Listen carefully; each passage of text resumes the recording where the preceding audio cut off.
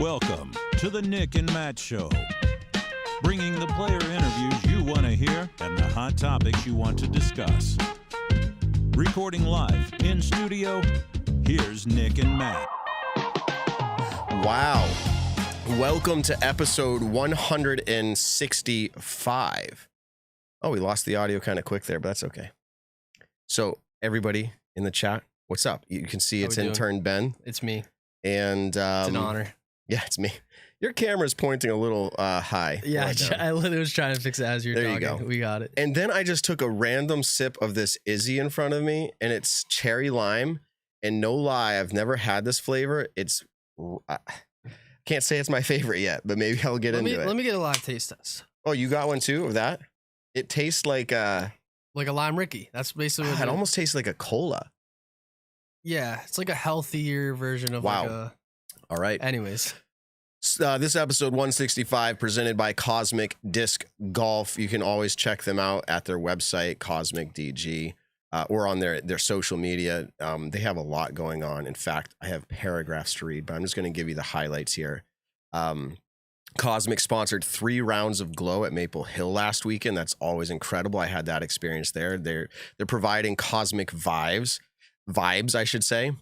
And then Marshall Street Disc Golf, carrying Cosmic Disc Golf disc and merch. So you can actually go to Marshall Street as well and get their Cosmic stuff. Whenever you see Cosmic, put it on. The brand is really cool, and it's something that we're a part of. I'm surprised right now none of us are wearing what every episode we have something on, but they're really cool. So there you go. Lastly, they have a tournament tentatively scheduled in 3 more states. So remember, reach out to them. Get your tournament schedule, get paid to be a TD. We have a very special guest in studio. Let's go ahead and bring him in. Everybody, Simon Lizotte in studio. There he is. Got the jams. Simon, you've been in the studios for the last 2 hours talking. Yeah. Well, maybe not full 2 hours, but what's going on?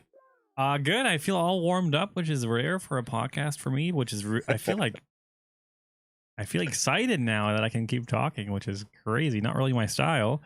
But no, I just did for the greatest media team, the disc golf coverage of the Jeffrey Cranston. Did I get that name right? Cranston, yep, you got it. The memorial event at Meadowbrook Orchards, which we played about 2 weeks ago-ish. So look out on the Greatest Media Team YouTube channel for that coverage to drop. We have the final round with me in it, and I get to do commentary for the first time in a long time. So that was fun. I love Meadowbrook. We'll talk about some of this as far as like commentary goes and all that. I just want to give Ben a quick inside scoop because we set this up a little different tonight because Nick's not here. If you couldn't tell, I didn't even say he's That's missing. why I'm up. So Nick, yeah, exactly. That's why we just kicked Nick out. Here. Ben's in. I mean, Nick's in the air flying, and Evan, I understand he's on some vacation. Colorado, of some sort. yeah. Enjoy, Evan. Yeah, enjoy. Shout out to the both of them. They help us hold down the show, but not tonight. Ben, myself, and then none other but Simon. But he's listed as a guest still. So if you go to guest, there you go. Boom. Yeah, I tried pulling you up full screen. He was acting like you were Statmando, but you ain't no Statmando. All right. So what do you think? How many people are going to tune in on Wednesday to the CBS Sports version of the Disc Golf Pro Tour? They're doing an edited version, a 1-hour segment.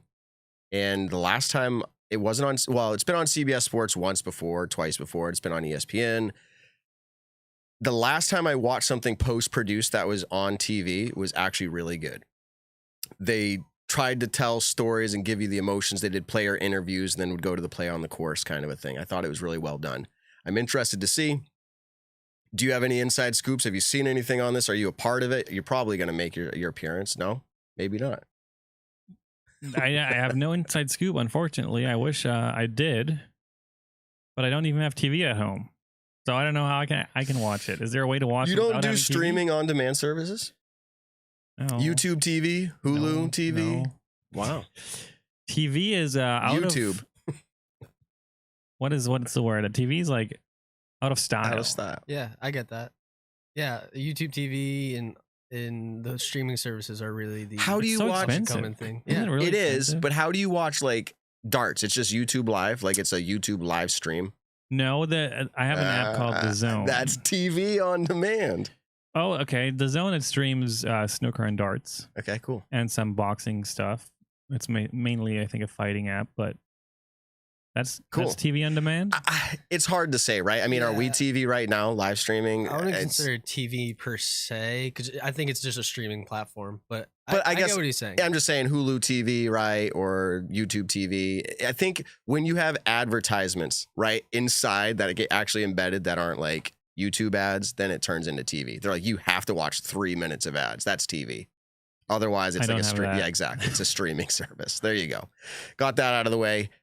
We've seen you on another podcast platform recently. Talked about Matty O's 4-year extension with Westside. Our audience probably knows all about it and has listened to maybe even that podcast, but also the announcement for that.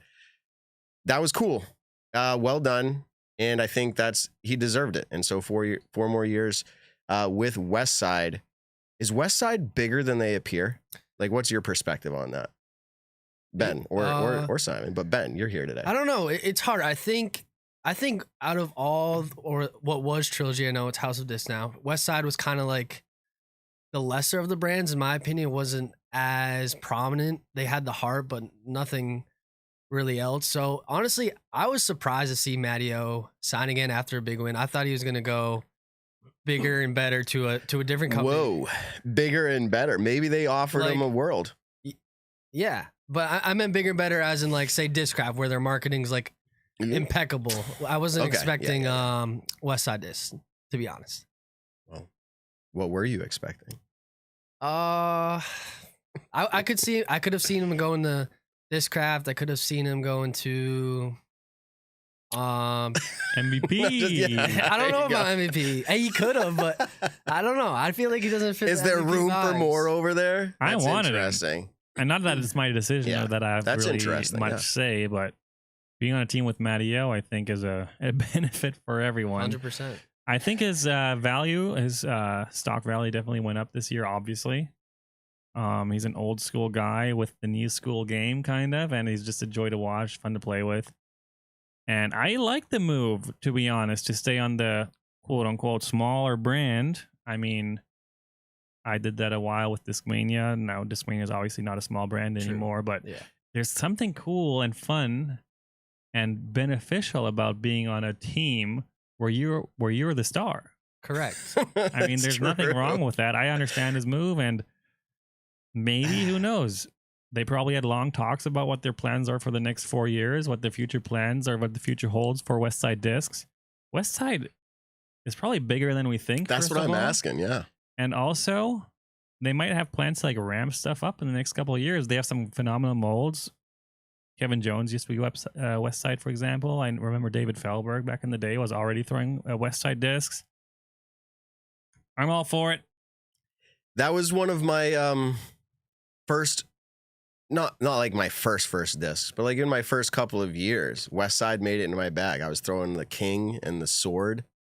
I think that was the two of them. But anyways, yeah, they've been around a while. That's a good point. And I think 4 years sounds like the right number. Depends on the deal, I guess. Like if he felt like, I'm just speaking out here, we know that at a certain age, you're not at your prime. Doesn't mean you won't perform, but you're already like not at the prime. So like if he's like, I might be done in like my prime and I'm not going to play as good as I did this year, like in his mind, he's like, I'm just going to lock in 4 years. And hopefully it's a win for both of them. I'm sure it is, or else they wouldn't have agreed to it. How about this one? How many people have heard about this because the PDGA was posting on it mainly? The Professional Disc Golf Association. They hosted the World Flying Disc Federation, the WFDF, which is all things Frisbee. And they posted about Pan American Team Disc Golf Championship. I'm not here to make fun of it, but it's not well known. And when it's something with the World Flying Disc Federation happens, everybody in the disc golf world is confused. There are two worlds of Frisbee. Professional disc golf is about disc golf only. The WIF Diff, if you will, WFDF, is all things Frisbee. So they dabble in disc golf. With that being said, they had a tournament that kind of was, my understanding wasn't falling apart, but kind of because of the International Disc Golf Center's tree issue at WR Jackson. It was going to be hosted there, and then it was no. That's a unfortunate. couple months out from this big tournament plan for WFDF here. They're like, we got to find something else, so they moved it. To Canada. No, South Carolina. Langley Pond. Yeah, or something, some pond. Yes. Oh, Langley. That is South Carolina, just next to Augusta. That's right. Okay. So you know, you've played there. I'm so annoyed. I just remember seeing a photo of Well, Thomas Gilbert yes. and Team Yep, Canada, of yes. course. And Langley used to be a course I played Really? outside of Vancouver, Canada. oh my goodness. So my brain just instantly thought, wow, this was in Canada. wow. But then I also saw the photos and was like, those guys aren't dressed like Canada. It looked like too It's warm, too so I should have nice. connected the dots. It's probably not Canada. You That's- are correct with Langley Pond, though. Yeah, that is where they played. So that's amazing. In a different way, like I've traveled around a fair amount, but I've only hit like the big ones. You've traveled around a lot, and you've hit like so many and incredibly maybe small. I don't even know Langley Pond. It must be nice. Both Canada and South Carolina. It was a South Carolina, yeah. Yep. But I bring this up because it's not like publicized in the disc golf world well, but because the PDGA hosted it, like here come, we'll host it because we're disc golf. They promoted it like as it was unfolding. My understanding is there was only 3 countries represented. US, Canada, and Mexico, I believe. Colombia. Oh, thank you. Yeah. Colombia. Colombia. Mexico, I think, had to pull out. It was one of these things where they were either sick or injured or whatever it was. They're like, we have to bail. So there was going to be more, but then the change, and long story short, it kind of got dwindled down to this small 3 countries. My understanding is 4 people or whatever it is on each team kind of thing. Canada came out strong. US came out firing the second round, and it's match play and doubles. It sounds a lot like New England Team Challenge that we do here. It's extremely fun team format. So US pulls ahead by a few strokes in round 2, and then, spoiler alert, Canada takes it down in the final round, shooting decent or good enough, obviously, to make their way back. All that being said, have you ever done anything outside of PDGA, Simon, like for competition? Yeah, I've done overall world championships. You have? Yes, and back in Sweden. Wow. What? If I had to guess the year, I think 2013 would be my guess. So about 10 years ago. Exactly 10 years ago. Holy cow, Wow, that's dude. good math. And I did the distance. I did throw, run, catch, where did I win throw, run, catch? I think I might have. He doesn't. And then I did MTA, of course, which means maximum time aloft, where you kind of throw it up in the air and try to have it as long, hover as possible, and then catch it with one hand again. Love those disciplines. And then they had disc golf as well, the overall world championships, where I definitely didn't win. I don't remember who won. I didn't play well. Avery might have won. Dude. I don't know. I was there with Greg Bring him Marder, back. who is one of my German Frisbee idols, Discmania guy as well for a long time, and Avery Jenkins came too. And I also did the distance contest. I think Avery won. No, he didn't win. Really? We'll just call him up. I did not throw good shots in the distance finals. I made it to the finals and then threw terrible shots. I don't remember who won. Did you do that was discathon? fun. Discathon? Have you ever done that? I You know, that. you know I know what what that it is? is. The obstacle course. I think I got sick final day and I missed something. Man, like those are crazy. Yeah. Discathon is really cool. So I have been hyped on this, and I was talking to John Kirkland out at USDGC. I met him and got a round in with him, like the original Frisbee guys, right? And I always talk to people, even around the area, we've got people who are low PDGA numbers back in the Frisbee freestyle and all that. And I always go, what would it take to bring an overall, like to here to Massachusetts? I think like maybe it's something that I would have to try to organize, but like extremely cool. To your point, all the disciplines of disc. Very neat. Love him. Would you do it if we had an overall? Come on. I kind of wish I could with my elbow situation right now on my throw cone. Don't has do to be- those disciplines. Discathon. Discathon I could do. We'll make a team. Well, discathon is just basically like you go from one goal to the next. And you just have to get creative with shots and just run behind your disc and keep going until you're done. Yeah, you don't have to follow the path, but your disc does. That's how I understand it. Okay, yes. Something that's right. like that. Anyway, so that got off topic there, but Pan American Team Disc Golf Championship, it has plans to be bigger and better. Of course, that's not the What big, does Pan American mean? It has to do with the area, right? If I had to look it up and ask Siri, I think it has to do with the area that people came from. Probably. Let's look relating to or representing or involving all countries of North and South America. Okay, I didn't. Okay. I didn't define it fully, but that's So they only had 3 countries at the end of it. That's sad. Well, they did have some notable people like Thomas Gilbert, Johnny McRae, Emily Beach, Leah Sinagini. These are all touring players you've all probably heard. Other than that, I'm not too familiar. And then Colombia, their highest rated player was 902. But shout out to them for coming out and representing their country. I mean, that's incredible to compete. That's the point. Is I think it's so cool, but part of me looks at it and goes, is that the best the country can represent? For Canada, for the US, for Colombia. And I don't know the players from Colombia. I didn't research.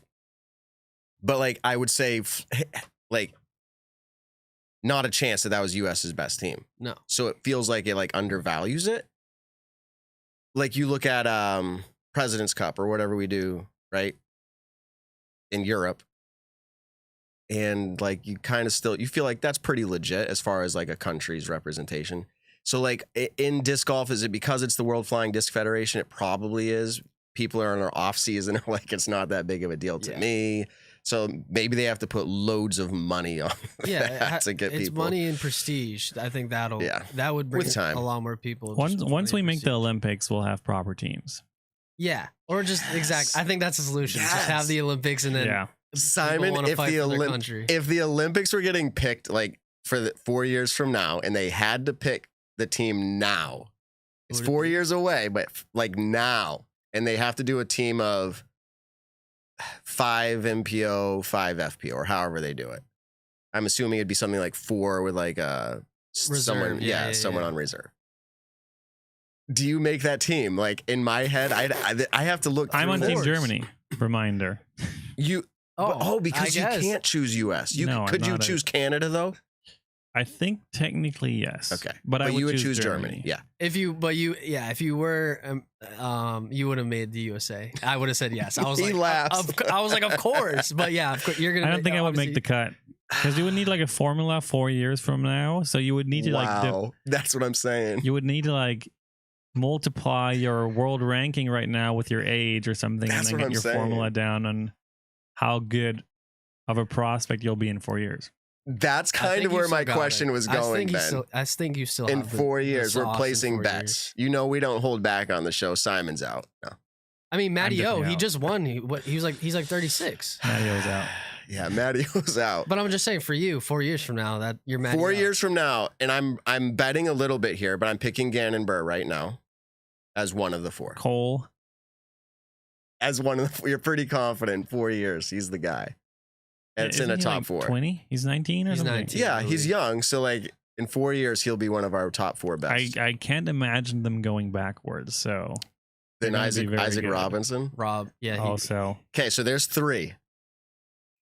Do we have to go like? Is Ricky? You're Kelvin? Saying you're out. Kelvin Ricky? has a couple years. Yeah. I think he's a couple years behind me. So he'd be the old guy at the Olympics. Team captain, old guy.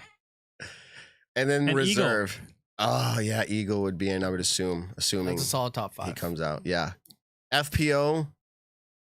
Even in 4 years, you got to imagine it's Kristen's in there. You got to imagine that it's Ellie Ezra. That's a good one. Yeah, for distance, she'd be smashing by. True. If it's like a discipline Olympics, like it's like we test a lot of things. Then you know my take still is that in 4 years from now, Finland's taking over. So it's probably 4. Ideally, it would be 4 girls we haven't heard of yet. Why am I getting so hyped about the idea of actual good countries going together? You're putting a Team Germany and like we have actual. Wait, we're talking about Team America. Sorry, I messed up again. Yeah, I'm just saying every country, not every country, a lot of countries would be able to present pretty strong in the future, I would hope. Kyle Klein, good point. The chat. Yeah, and how cool would that be? We've talked about Olympics forever. Some people hate it, some people love it, whatever. I'm just talking about the excitement of good teams going head to head. That's all. Is there a way I can stop this chair? There's probably a lever You just got to sit up and find it. I don't know. I don't sit over. That's Nick's chair. Oh, I found it. Okay, there you go. So, we have a game. Oh, by the way, we didn't say this, but Simon's here for another 40-ish minutes or so. He's not staying the full time. We're not doing that to him, and he's not doing it to his wife. Or you just do an hour podcast and you're done. Go to bed. I've thought about it. I said, man, we could just be like, oh, this is the nicest vacation ever. But we're getting really close to that. We're going to tease it out right now a little bit. In December, we're going to be pretty sparse on shows. Like, we might not have them. So we're kind of just trying to finish out here, some sponsor obligations, etc., all that stuff. But Let's play a game. You want to jump to the game right now? Let's go. Right now. I'm ready for a game. Let's do it. All right, let's do it. So, who said it? That's the name of this game. Who said it? Your name is up there. The way this is going to work is just for fun. Of course, there's nothing actually on the line. What I'm going to do is read something that was specifically posted somewhere on the internet. It's not actually an audible. I didn't take any audio clips here or anything. I'm just going to read to you what was posted. It could be current, it could be old, it doesn't matter. It's just something that they have said or posted online. I need you to tell me who you think it is out of this list that is on the screen. And for those listening audio, our options are Paul Macbeth, Ricky Wysocki, Nico LaCastro, Kristen Tatar, Simon Lizotte, Paige Pierce, Drew Gibson, and that Smith is not Allie, it is Brody. Evan. Yeah, it's not Evan either. So what we're going to do, I will read it out. You tell me who you think it is, and then we're going to reveal who it is. And they'll be taken away from the list. Okay? Here we go. Simple as this. All right, pickleball is blowing up. Who wants to go in and buy a team with me? Does anybody on this list stand out to you as wanting to buy a pickleball team? Or at least having posted Macbeth, I'd say. This can be pretty quick. Say it out loud. You guys are playing together. Oh, we're just going back and forth. Oh, we're a team. Yeah, go ahead. Oh, we're a team. Okay. Yeah, there you go. It rings a bell for Ricky for me. Yeah, I was thinking Ricky too, because it's something he would say, but Macbeth. And I also know he loves pickleball. Okay, and I've seen him play like competitions and stuff. Oh, let's go, Ricky. Have you played pickleball yet? I've played at a local putting league here in West Boylston. They have. Me too. They play on a pickleball court, basically. So after we're done putting, we sometimes bring out the nets and the paddles. Do you call it paddles? I think so. I played Casey. Rackets that or was paddles? my only time I played Casey after putting. That was It's really fun. I was just going to ask you, did it kind of feel like, ooh, if I wasn't into disc golf, I'd probably pick this up? I don't think I would pick it up. Okay. But it's one of those things you can like pick up at any time and just do it once and then not for a month and then do it. It's always going to be fun. It's kind of like badminton, which is kind of fun, but you like never do it. That's a good point. We should do another list of those types of things. But is it always doubles? Like you always have a second person, or is it single? I think yes. Okay. I don't even know. I've never done it. I think it could be. I've only seen it in teams. Yeah. Okay. But I think I'm probably it could wrong. do So who would buy this? Who would buy a pickleball team, or at least posted about it? We Ricky. see the chat Let's go coming in. Ricky. with I'm going to some go ideas. Ricky, Yeah. but it sounds more like something Paul would write. Oh, The okay. wording sounds more like Paul, but I'm going to say Ricky. Let's see. I'm going to hit the chime. It'll highlight it and take it off the list for us. Okay, cool. Wysocki was 1 the point. correct answer. You got 1 for 1 here. All right, number 2. This was what was written. No knock on the course. It's fun. When you think Elite Series finale, fun shouldn't be the only descriptive word. That's a hot take, is all I'll say. I mean, it has to be one guy on the list. Has to be. Yeah. Are you Where saying, are you leaning? Oh, wait, no, there's 2. That's what I was saying. There's 2 polarizing figures. I feel like I was gonna say Gibson or LaCastro would say it. Brody Smith. You think Brody would say it? Brody could totally say something like this, but Pro Tour Finals. If you want me to he say it hasn't been again. there. He wasn't in it. And I That's a can good tell you point. when this was posted, September 21st, 2021. So 2 years ago. Gibson. So he definitely wasn't in it. No knock on the course. It's fun. When you think Elite Series finale, where was the Elite? Where was this? I'm assuming Elite Series finale is the Pro Tour finale. It's Drew Gibson. Yeah. Where Final was it in answer. 2021? Hornet's Nest? Yes. Is that considered a fun track, but not elite? I mean, You don't want to say it. it's whoever- all subjective. Didn't you just whoever. play in your last vlog? Was that Horse Nest? I did. Yeah. Okay. Yeah, different layout. You know, Pro Tour always messes with the layout. No Island. I saw that. That was sad. I think it was Gibson. Someone's guessing you. I'm laughing. But Gibson go off that year? No, Where that you're was. I sitting think that there? was a year later. Okay. No, it was not a year later. That was that year. He did go off. That's tough then, because why would he complain if he's going? But did Nico make it? You ready? No. It's Drew Gibson. We can talk about Let's go it. with Are you Gibson. It's Drew settled? Gibson. Let's go Gibson. Here is the answer. Macbeth. Oh! Paul Macbeth coming out That is swinging. a curveball. Interesting. I thought Paul. That was back when, obviously, the previous two, you actually sat out rounds if you had buys. And I bet coming in felt like, this is fun, but I'm frustrated. There must have been something frustrating. Because I think his next post, if I looked correctly, was like, all these posts about humble pie are accurate because I was throwing like a clown or something. So, like, I don't think he was having his best rounds. And so that might have been part of where this came from. All right, we're 1 for 2. That's all. That's okay. All right, well, he's off the list now. You can see your list shrinking. This should get easier for you. I'm excited for Simon's quote. Here we go. See if you can remember it. Here it is. Life's been confusing, challenging, and honestly difficult at times. Disc golf is my main focus, driving passion, and I've worked very hard at it for a very long time. It sounds Nico LaCastro. You think? I was gonna go Paige Pierce because I know she's been kind of mentioning that on and off of just like taking like her own space. Can you and read the stuff. first sentence again? Just the first sentence. Life's been confusing, challenging, and honestly difficult at times. Oh, wait. Tatar. It's Tatar. Okay. No, it's not Tatar. Is it Tatar? I think it's Pierce. I kind of remember reading that from Kristen. I'm letting the chat get some in here. That makes sense though. A lot of pages coming up, but one LaCastro was one of the first. But a lot of pages. Tatar might be homesick when saying that, so that might make sense. I but think it was during a injury, maybe. These are all public posts, so you probably read it at some point. I'm pretty sure I read this from Kristen. I have like a vague memory, and if I'm wrong, you can choose the next one. Go Okay. back to your first guess. Deep in your heart. Pierce. Your Oh, fir- your LaCastro? first- Nico. Your first guess. Wait, what? It was Nico. Dude, in your gut, when you Doesn't heard count. that, immediately you said Nico LaCastro. Like, you knew it. And then you convinced yourself right after. That's so painful. That's good. But like, I was surprised, and I'm doing this as a test here. Like, Simon knows these people, man. He's touring with them for a while. Here we go. Yeah, he's on the ball. This one. It starts out like this. Simon Lizotte. Simon Line video is at over 100,000 views in 13 hours. He's becoming the king of disc golf, winning events and creating content to grow his brand in the sport. Way to go. That Simon definitely said that about himself. Just kidding. He's becoming the I king. actually know who said this, so I'm going to step back All and right, let all right. Ben guess. Brody Smith would be my guess. That's wrong. Oh wait, no, Gibson. Gibson hypes up people. He hypes up you. I'm gonna Let's go see. Gibson. There we go. Drew Gibson. Let's go, Drew. Shout out. I remember he does hype up. He likes to hype up people. This should get easier, I would imagine. We're down to 4 options on the screen. Yeah, now this is going to be too easy. Next game. Here we go. Yeah, we don't need to know what they said. All right, here he goes. As you know by now, I've picked up winter swimming. Many of you may think this is super weird and strange hobby, but I really like it and have to say this has gained popularity. Kristen. Yeah, let's go, Chris. That was recent, too. That was like 3 weeks ago. That post. Kristen Tatar, accurate. Yep. Makes sense. Ricky's all in there, all hyped up. Yeah, let's go.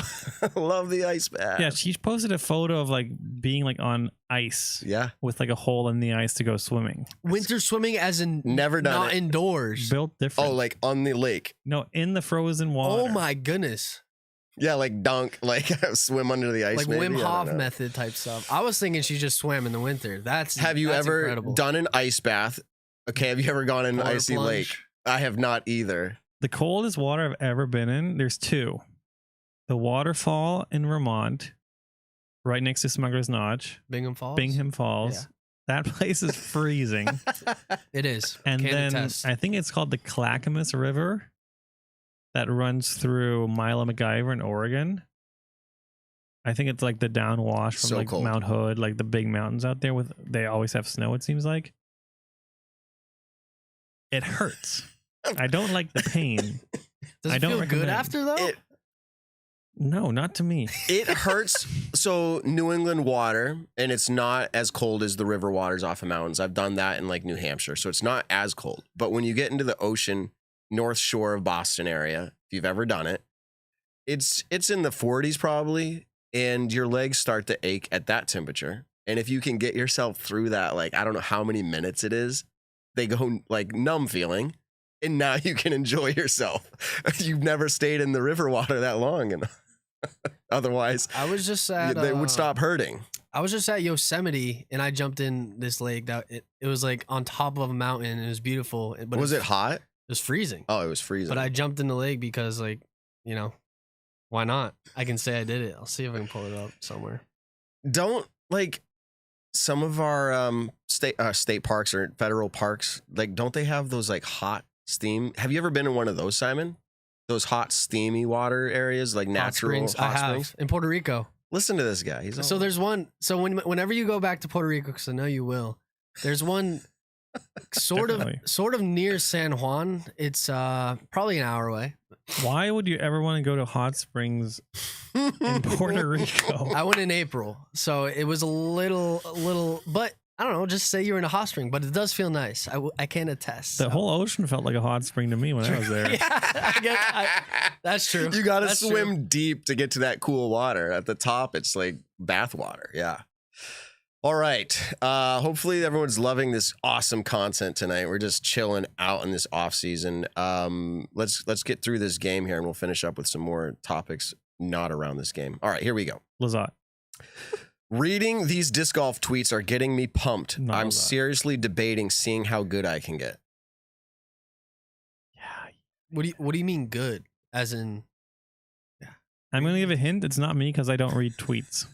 I don't think I've ever read a tweet in my life. Brody had a show called Debate, or still does, I guess. They rebranded it. How good I can get reading these tweets. Can you read it one more time? Reading these disc golf tweets are getting me pumped. I'm seriously debating seeing how good I can get. What? Debating? Well, you know when you read some, like, I don't want to say hate, but like some tweets that are like not for you. Got it. Yeah. And that like pumps you up and to like prove everyone wrong. That's something Brody would obviously do because he's a Twitter. I do not know the guy. Context around this. That could be. I feel like it's a curveball though. I feel like you're trying to push me towards Brody. The options left are Lazat, Pierce, or Brody. Simon said it's not him. Oh, you don't see the list? No, I do.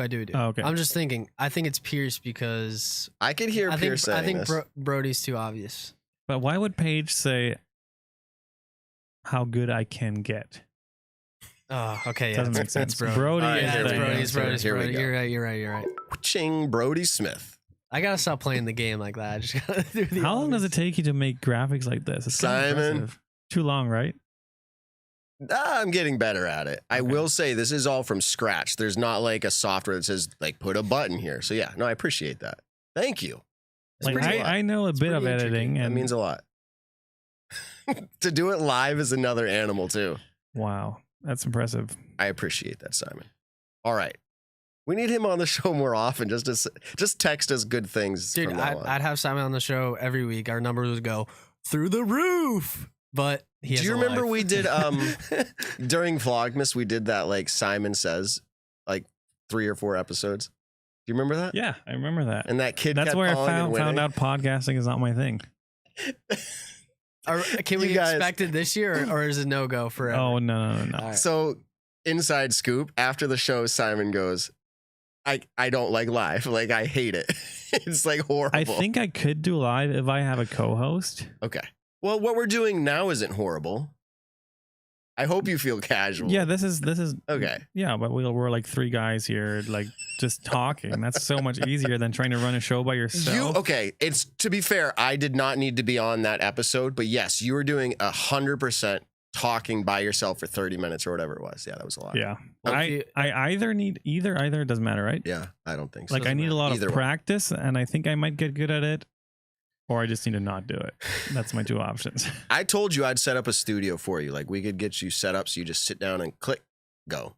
That'd be nice. You could do that any night you want. I still think I want to co-host, and maybe down the road, after my touring career, There you go. I'll have a more unfiltered podcast where I don't have to. Tell all. That'd be an incredible. Simon podcast. says all. There's a lot to be said. That'd be an incredible podcast. Yeah, I So- think it would be interesting and kind of needed a bit.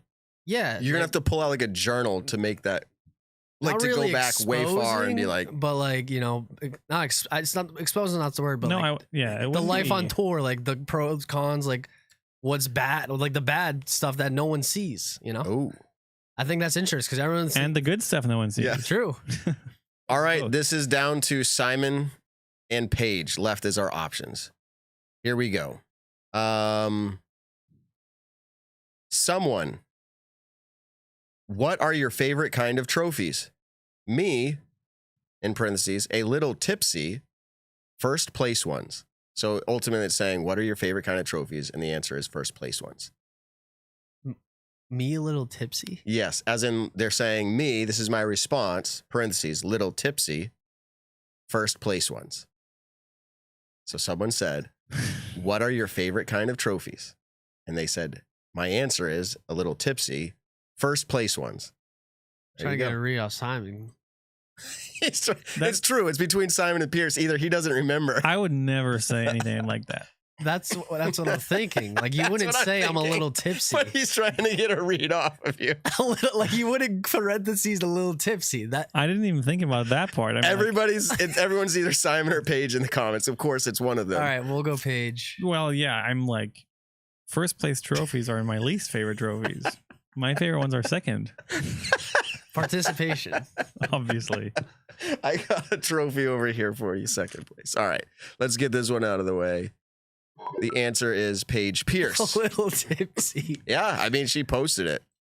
That was back in 2019, so 4 years ago. She likes first place trophies. Do you still need a Simon quote now or no? Yep, we got one Yeah. for you. Oh, really? Yep, here we go. And I guess the year. Sure, yeah. And then I'm going to ask you a little bit surrounding Okay. what it was going on. So this was the post, and it was in Twitter. Got my first sidearm ace today. Was pretty excited about it. Smiley face. Well, actually, this is not Twitter. It was Instagram, but posted to Twitter. So it was like a shared post. Yeah, back when I did that. So when you go to Instagram, it shows you the video. I remember exactly. Because it was my first sidearm ace. It's a monumental Can moment you of my actually life. guess the year? Yes. Come on. 17. 2016. Oh, darn. 17. 2015. You went in the right direction. Yeah. It was 2015. Wait, 2014? 2015 was with Jamie. And 2016 was with Eric Oakley. I'm pretty sure I did that with Eric Oakley. It was posted September 10th, 2015. Wow, so I was wrong. But you were close. Yeah, I was at the IDGC, at the Steady Ed Memorial Course, You remember the shot? the water hole. Yep. And I run into the lake right after it goes in.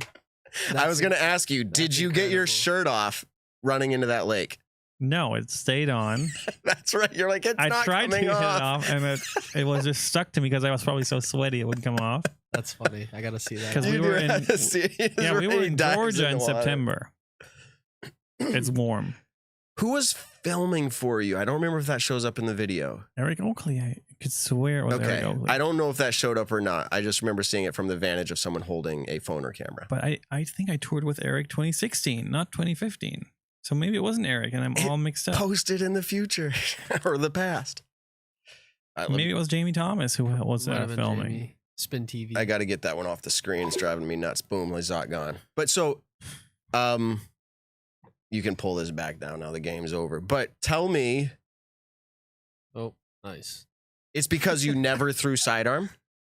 Like, is that why that was your first in 2015? Because we saw you as a younger kid on YouTube. You seemed like you could throw backhand really well and hit aces. But that was 8 years ago, your first sidearm ace. Is No, that? that was my pre-ace time in Oh, life. okay. Well, I've aced, of course, but my real acing career started in with the trick shots a bit later on, like 2018 when I started the vlog channel. That's when acing became more the thing that I would like doing. Did you actually get good at acing because you practiced trying to ace? Because that's a different type of throw. I would say yes. Because if you're saying that was before then, and then I just started doing trick shots, and now I can just do them. Yeah, I think if you practice something, you'll get better at it eventually. So I think, yes, I'm pretty good at getting aces, but Your recent vlogs kind of show it too. yeah, I mean, it still takes too many tries sometimes. In the Casey vlog that we did last week, it was a first shot ace. That was in incredible. a round. Yeah. Was I've one of the thrown better that aces hole. I've hit this year. So I was, man, and a hole I've never played before. That was really cool. And If you haven't watched that, check out the mustache battle on Casey White's YouTube. and Vlogmas last year, I think you hit like 3 aces in a row, 3 videos in a row, right? Or you just hit like 3 incredible aces. One was at Buff, one was It's at so many aces. My last Vlogmas is 2 years ago, so it's been a while. I okay, don't maybe it really wasn't remember. Vlogmas, but I remember you hit Wow. one at the General with Casey, one at Buff, and you hit like one more. Oh, that's right. Where it was like That you was just- last year, but it was that a wasn't streak. Vlogmas. Okay, yeah. That was one of my last videos. Those were my last videos leading up to me switching to MVP. correct. Yeah, and I just got aces over and over. Incredible, yeah. With the P1 ace. P1X, yep. So I guess my follow-up question to that is, like, the better I get in disc golf, the more I start to hit band and metal, and it's cool. But you're like on another level than me. So how often are you actually acing where it's casual, like in practice rounds? Is it often, even when the cameras are off? Is it pretty often where you're just like, oh, whatever, or is it I don't think I ever ace off camera. really? Oh. Okay. I'm so programmed to my vlog that I don't want to ace. I don't want to waste any luck or aces Okay. off camera. Yeah. So a follow-up question to that, because I like where that's going. How many rounds of disc golf do you play that are not tour, like practicing, like actual practice or competition?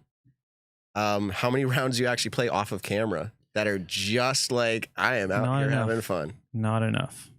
Every time I do it, it feels like so nice. But is it in the back of your head like, oh, I could be making content? Well, the problem is that I'm so busy with stuff. Yeah, I can imagine. Tour, of course, and then child at home. And Yep. of course, I have a relationship with my wife, which you try to Oh, keep up with if yeah. you can. I have a bunch of other stuff Shout out going on Natalia. with sponsor obligations and people wanting me to come on their podcast. Hey, to be Stuff fair, like you that. reached out to us. I'm just throwing it out there. That's You true. said, let me on the podcast. And I said, That's right. fine, I guess we'll have to let you. Um, But yes, no, you do so have I people feel reach like out. Yeah. with the role I'm playing in disc golf, I feel like almost obligated to that when I have the time Hmm. to go play disc golf that's not tour related, Got to show the I people. gotta bring the camera. Yeah. Because it's not worth it to not do it. Because Yeah. we all know how YouTube works. If you kind of let it die, it dies. And I've been stretching the limit of not posting, I think, for as much as I can. Yes and no. Don't stretch the You're limit not right now. okay. You're obviously not 25 million, 50 million subscribers strong like some of the biggest, but some of these people invest so much in each video that they do that they stretch it out over a month of waiting. Oh, so yeah, are yeah, you the going big, that? You're big going dogs. that. You're probably going that long sometimes. Yeah, I think like 2 months is the longest I've Okay. ever went in 5 years, which feels like forever. Because you know when you get like to a groove with filming yourself and talking to cameras, and I don't want to say like perform, but at the end of the day, kind of it is a bit of a show and performance. Mhm. That if you don't do it all the time, it really feels like it's not really like riding a bike where it just feel like natural always. Like you really got to like get back into that zone of talking to a camera and performing in a way, I guess. Yeah, so when I go play without a camera, I would say it happens less than 10 times a year, maybe closer to 5 times a year. Really? But every time it happens, it feels so nice. It's so nice to just It's go legit. Just throw. No pressure, just throw. pure casual fun. But even when I do that, you still have your freaking phone in your pocket and you're like, Instagram, maybe we should do an Instagram post today. My sponsors would be happy. Maybe, oh, this is a cool hole. Let's try to ace this on my phone at least. So it's never truly off camera, So- unfortunately. But That's the world we live in, right? yeah, I'll tell you this. I think that's part of the reason why, obviously you're a great player, but why you've been so successful. Like as a, I guess, entrepreneur and branding, you have to post on YouTube and do all Grind. that, and you have to grind. And that's why I think one of the major reasons MVP gave you that contract. If you won four Elite Series and you didn't have as much big of a branding that you've built up over the years, it'd be a different contract. But since you can just sell, and that's a testament to your grind, just posting, branding. And that's why everyone loves you. Like, dude, I'll read your comments sometimes. You're the only person in the world that gets 0 hate. And it makes no sense. I don't know about 0. 1%. Like the vlogs that I'm featured in, I'll read it and it's like, Simon, so cool. I love Simon. Yes. I'm like, this guy's incredible.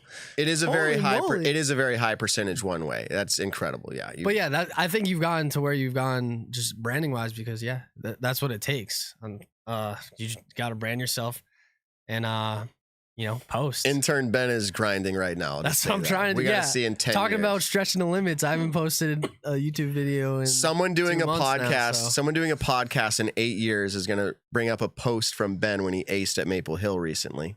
You see that, Simon? When I aced? Your glitch ace? No, hole 2 white. I just posted on Instagram. He took the I haven't hyzer seen it over yet. the trees. I feel like I'm so busy recently. I like never look at my phone. It's okay. It's kind of nice. And when I look at my phone, it's like for a purpose. So I don't like just scroll. Sometimes when I lay in bed at night, I'll scroll for a minute before going to sleep. But I missed that. I'm excited to watch it later when I'm in bed. It's crazy, and There you Ben go. does this whole like I freak Benergy. It's like That's the perfect bed Yes. entertainment, right? there. literally he's like wild running around. Thank you, stranger. It was awesome. Well, yeah. I think, some kids, some guys like clapping. I'm like, thank you, kind stranger. Two white is a sick ace too. It is. Dude, it was, because Matt, why didn't you pull it up right here? You probably can't. probably. I think Actually, I'll this pull it. podcast needs an ace. Yeah, hold on. I'll pull So- it up on my phone. An ace always upgrades the content. It's like a sequel. So I posted like a video like 6 videos ago of Here it me is. hitting off the Go- band on Ben, this- go full screen on me. on you. Yeah, because I'm gonna literally just hold it. So on then here. this is the update. Oh, where's the audio? You gotta tap the screen. Okay.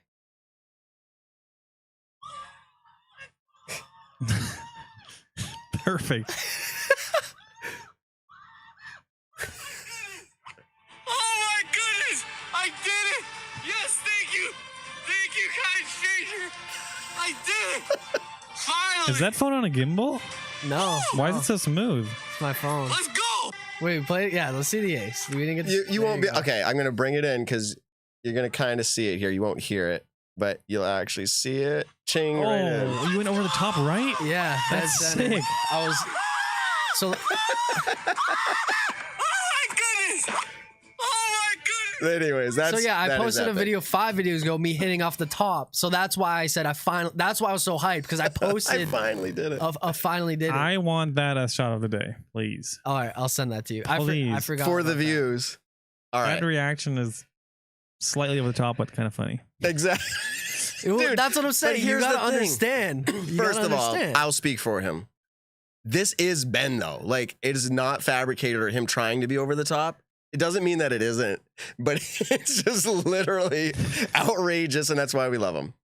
Well, Okay. yeah, when I got that glitch ace, it was the same thing. You could I don't know if you heard my roar because you were playing like a few holes ahead of me, buddy. No, we I was did. freaking out. And I was like, everybody, Ben just aced. Yeah, so and I threw in the world's first time lapse throw. I threw in for eagle. So I've been on a lucky run. Like I don't know. It's been incredible. I hope it You get better. I mean, Keeps going. luckier the better you get.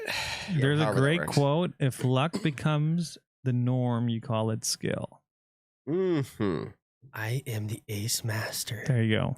So when he beats me now, it's luck, but as it happens more often, it's skill. Yes. Sorry, It's put it in the happened. chat. It's starting to happen more often. Okay. Unique training setups. I found this video online. I'm going to show it again here on screen, just like I did a second ago. No audio. This is kind of interesting. I'm going to try to set it up so when you see the video, it makes sense.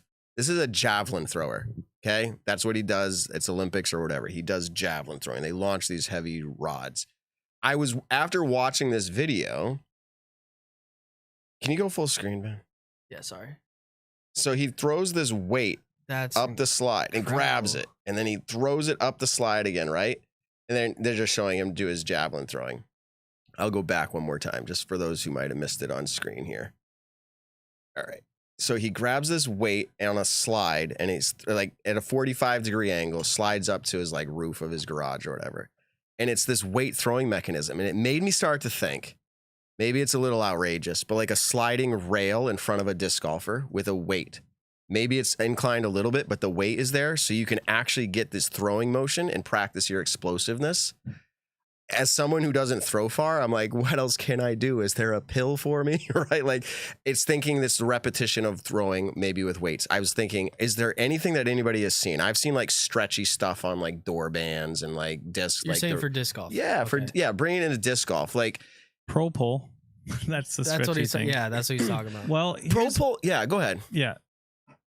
I don't know if I'm speaking truth right now, but I remember when I was doing workouts more seriously and talking to professionals, rehab stuff, and basic training stuff, is that athletes don't do their athletic motion that they do all the time with extra weight, because that is counterproductive. So I would be surprised if that javelin thing is actually weight. Oh, it's true. Someone said they aren't that heavy. I don't know if they mean the javelins or that machine, but I think that machine is the exact weight of the javelin. oh, it's just giving him repetition. Yes. Mm. Dang, Because that's a from great what point. I've heard is doing your motion with more weight is not good. I could be wrong and speaking lies here, but that's what I heard from pros, and I'm pretty sure I remember it right. Which is why you don't see disc golfers, or in any sport, they do, like, we don't throw heavier discs to throw further to practice, because science shows that it doesn't help. What about like baseball? Like, so that's a little different because they're not letting go of that tool. They're holding on to it, but they will throw weights on the end of that bat. And so that way when they're swinging, I'm assuming, I'm not a baseball professional, but when they take them off, it allows them to get a faster swing because they're like ready to.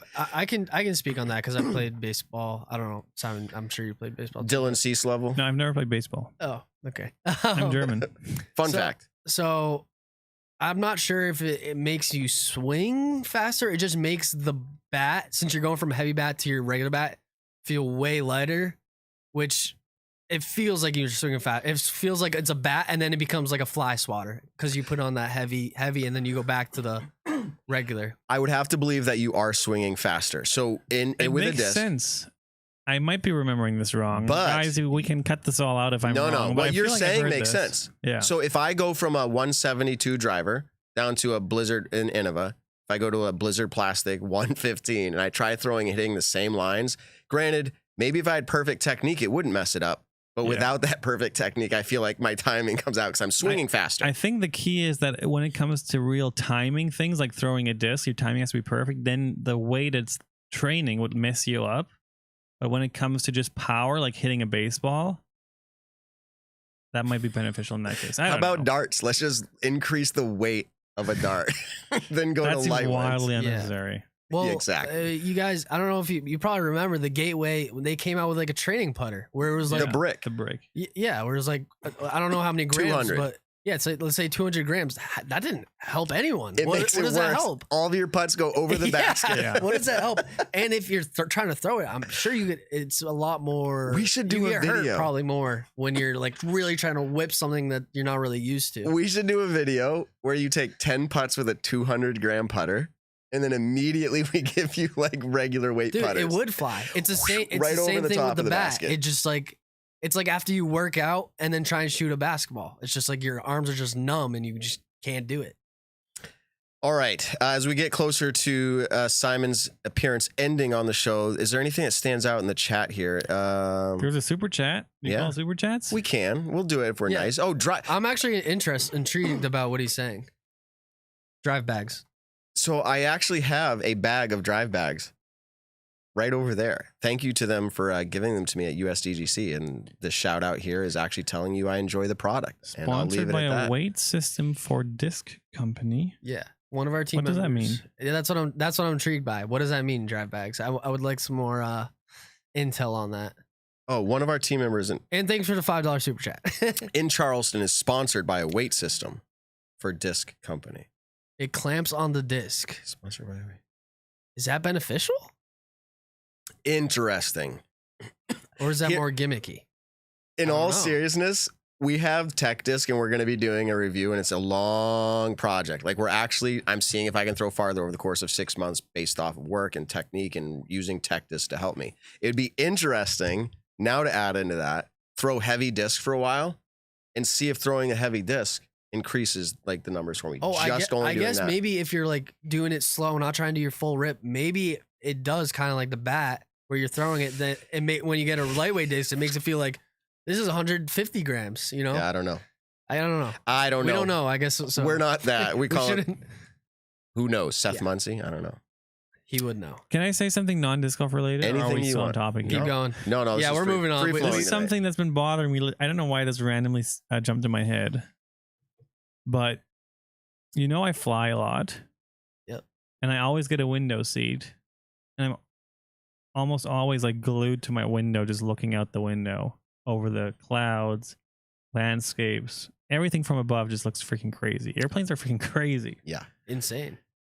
And I feel like people, I look around the airplane, like everyone has their blinds down. No one's looking out the window. No one's talking about how insane the views are from an airplane. But people will hike 6 hours up a mountain for the view. They will go to these special places where you can get a cool view of whatever. And all these famous lookout spots, they will go up the elevator to a skyscraper to get a cool view. But no one's talking about the amazing view you get from an airplane. And I'm like, I don't get it. Like, why isn't it more of a thing where people say, have you ever looked out of the window of an airplane? How insane it looks when you like just crest over those clouds and you see like this pillow of cauliflower clouds, and you're just like, dude, I posted especially if you take off or land during like sunrise or sunset. That scared me. What was that? That was Ben's excitement still. Dude, I posted a reel. It's unbelievable. Like every time I fly, I look out the window, I'm like, this is unbelievable. Yeah, no, I agree. I'd say the reason that is because it's kind of like when you get your first license, you're like, driving is incredible. I want to drive all day. And then now it's kind of like driving just a necessity. Like you had to drive to get here. You weren't looking forward to driving, but you had to get. So I'm sure a lot of people on that plane either are nervous and anxious about it, or it's just like doesn't mean much to them. They've done it a million times, and you're just I guess romanticizing it. But my point is, if the next time you're on a plane and you have a window seat, freaking look out the window. Here, go full screen and check this and appreciate. Oh, no, I don't want to be demonetized. I gotta turn this down. I like that song. I know, it makes this better. But look, this is me looking out the window, Simon. Literally of my flight. I was like, it's so cool. It's literally insane. Wait, I was doing the slow-mo like humans should not see that ever. Why is it so blown out right now? It looks basically we're not meant to see this. I'm with you with the plane. How incredible! Like the first flight was when? Like it was less than 100 years ago, and how far technology has advanced for us to fly wherever in the world. It makes like we're literally on a thing with 2 wings in the air. It makes no sense. Fun fact: I've flown in a ultralight. And the one that I was in was not extremely nice, as they aren't all enclosed. Like this was like a go-kart body, 2-seater, like metal frame with like a fan on the back, with like a kite wing over it. And I did this in Wisconsin. It was epic. Like I'm holding on to my camera, like dude, I'm looking over the edge, and I'm like what we're seeing, like you're seeing down. It was crazy. So to your point, I am all in on that. First flight was 1903. I just want to the Wright brothers fact check me. Not less than 100. You were close. So it was 120 years ago. Pretty close. Yeah. Flying. I don't even know how we got on that, but it was a good topic. Basically, guys, Simon's saying, enjoy life, smell the roses, and look up. Look out. I feel like there's definitely more things like that too. For sure. All right, last thing before you go. I did go skydiving. Yep. This little video, and I've been doing videos for you guys today. Let's see if I can get this to play. Oh, that one. Probably like frisbee golf. Hey, what's wrong with frisbee, bro? Nothing's wrong with frisbee golf. It's just like anybody can throw a frisbee. So that little line there on social media has been going a little bit disc golf viral because this interview on the sidewalk, you see these all over, reels and everywhere else under the sun. People will do these, usually on college universities, campuses. This guy's interviewing this girl, and he says, "What is the worst sport a guy can play?" And she says, "I don't know, frisbee golf." And he's like, "What's wrong? What's wrong with frisbee golf?" She's like, "Nothing's wrong with," I'm trying to impersonate her. "Nothing's wrong with frisbee golf. It's just anybody can throw a frisbee." It's a terrible reason, obviously, but her points, the general point is valid. Yeah, anyone, but sort of can. Like, Anybody obviously can you have shoot a arms. basketball. Anybody can. Anyone can do hit a anything. golf club. Yeah. Yes, but I think she's feeling like the level of golf that or frisbee that she understands anybody can do. Yes, but then so what's happening in the disc golf world? This wasn't so much a debate of her point. But what's happening in the disc golf world is everybody's like, I'm going to post the most amazing disc golf video following that, right? And they're resharing it. I have seen some really cool ones, some juniors doing it, some junior girls need to doing do it. one. You could do one. Brody's I need to done. do Everybody's doing them. You got to get in on it. I'm You gonna- have enough to pick I'm from, gonna or you do- could just do a new I'm one. gonna do a bad one. How about that? Where it's just like just proves her on right. my like for one of my first throws where I just shank it into a pond. I'm not going to say that. Anyways, anybody can throw a frisbee. There is a perspective out there about that in disc golf, though. I want to go back maybe 6 or 7 years ago. One of my coworkers drove me crazy because they would constantly be like, and they maybe it was to get under my skin, which it was a little bit, but like, dude, I like real golf because like that's actually a hard skill. And I'm like, come out and disc golf with me, and like when you beat me, I'll be proud of you. Like, you know, it's like, not that I'm hard to beat, but like it's a skill to get better at anything. Yeah. We've had this debate early episodes. Golf maybe in is the harder. first- I will agree, golf is harder, but What would you say is the worst sport a guy could play? Dart? No, I'm kidding. I'm just messing. It's No, not darts. Darts is not a bad answer. Ben, what do you think? I think That that was was a cool, especially when everyone goes like the fans. What's the worst sport Dude, that a guy Curling? can play? Like I know there's There's a sports curling I club don't in know of. Petersham. I there's don't know. sports I don't know of. Like I've seen people Bocce on. ball. Is this like totally made? I've like seen people on YouTube with those like kid horses, you know, like the stick and the horse head, and they run around, they like jump over like targets. Like if people consider that stuff a sport, then I'd be like, that's pretty silly. Like Yeah. cornhole, I don't know. cornhole. It's a fun Oh, game. Cool. It's a fun game, but like I play cornhole as my sport. That's definitely worse than disc golf. Yeah, but I don't know. corner is cool. I'd say like bocce ball. Bocce ball isn't. That's my answer. I'll say bocce ball because the curling is cool. I actually enjoy watching it in the Olympics. I would say bodybuilder. That That would be for me the biggest turn off. Someone that has to be in the gym constantly, is obsessed with their body, Why do and just So that- thinking I is thi- so yoked and taking steroids. why like, do no, I hear like a German accent in my head for bodybuilders? It's it's probably Arnold. Yeah. You know what's funny? The bodybuilding TikTok's gonna take what you just said and do what Yeah. that girl just said, They're gonna take the clip of you and then it's saying gonna be that. them like, And then they'll make videos. I'm ready for it. flexing. That's funny. And it though. just keeps but I agree. going. I agree in a sense of like, yeah, the steroids is it's crazy how to be mostly as far as you can get in bodybuilding, you have to take steroids and basically ruin your system, which is like crazy. All right, in closing out, when was the last time Simon got to play the guitar or make music? Just like your Right casual now, rounds. We have a special There's a surprise guitar. for you. There's a guitar. What? But that's up to you. I don't know if Ben can play. I can play. Well, let's do a jam. Hey, where did we go? I don't play much. Every time I take my guitar from the wall, I want to play for my son. He like gets really upset and grabs it from me and wants to start playing himself. And then he plays for 2 seconds and he walks The string away. So gets I grab the pulled. guitar back, and then of course I can't have it. So he's got to turn around and run back to me and grab the guitar away from me. I've seen Emmett dance to some guitar though. Right before he face planted and had a mega meltdown. Which was insane. He literally just went like Simon stopped playing guitar and he literally just face planted into the ground. He had this phase where when he would get really frustrated, he would just headbutt the Yeah. ground. Yeah. Nice. I've read online that it's a thing kids do, like really young Yeah. kids, and He's had like bloody noses, bloody mouth. he had a bloody mouth because of that. He just like started crying and went. They don't So- realize. oh my Yeah, goodness. they don't realize it, and then like Wham. they start to learn. Straight to the wood floor. I'm like, what are you doing, bro? Yeah, you like before 2 seconds later, he's like, You want to help, but you're kind of like laughing a bit because it looked so ridiculous. yeah, dude, I was in shock. I was just like, I'm gonna go now. Yeah. See you later. Dude, I've seen one of my kids go through a glass. This is taking a turn. A glass coffee tabletop. He was like I went through slipped glass. face first Ooh. through it. Oh, you did. Look at that. See my scar? Wow, never seen that scar. Never noticed it. I'm not like looking that close, but yeah. It's a Nike swoosh. Is that a chunk? Was that like a chunk or just like 2 slits? Oh yeah. I always thought I was destined to be sponsored by Nike because I have a can see Nike it. swoosh scar. That's if we pretty did a cool. Sharpie on there, yeah, it would be. Who knows? Maybe when my MVP deal is over in 10 Yeah. years, 75% Nike. off Nike. that would be a sick I was just saying- sponsorship. Oh, you on tour life? You guys are. So you fell through a coffee table or something like No, that? it was like a glass door to Door. the back patio.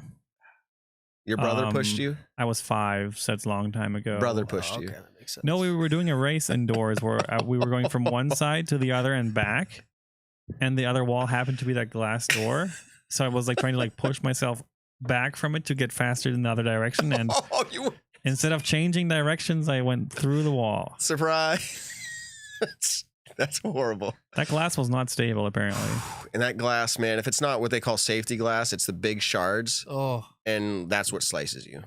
that's Bad. lethal. Yeah, I got so lucky, unbelievable, that Yeah. I only got that, and like nothing was broken, nothing was severely damaged. I mean, Thinking about it. obviously my arm was cut.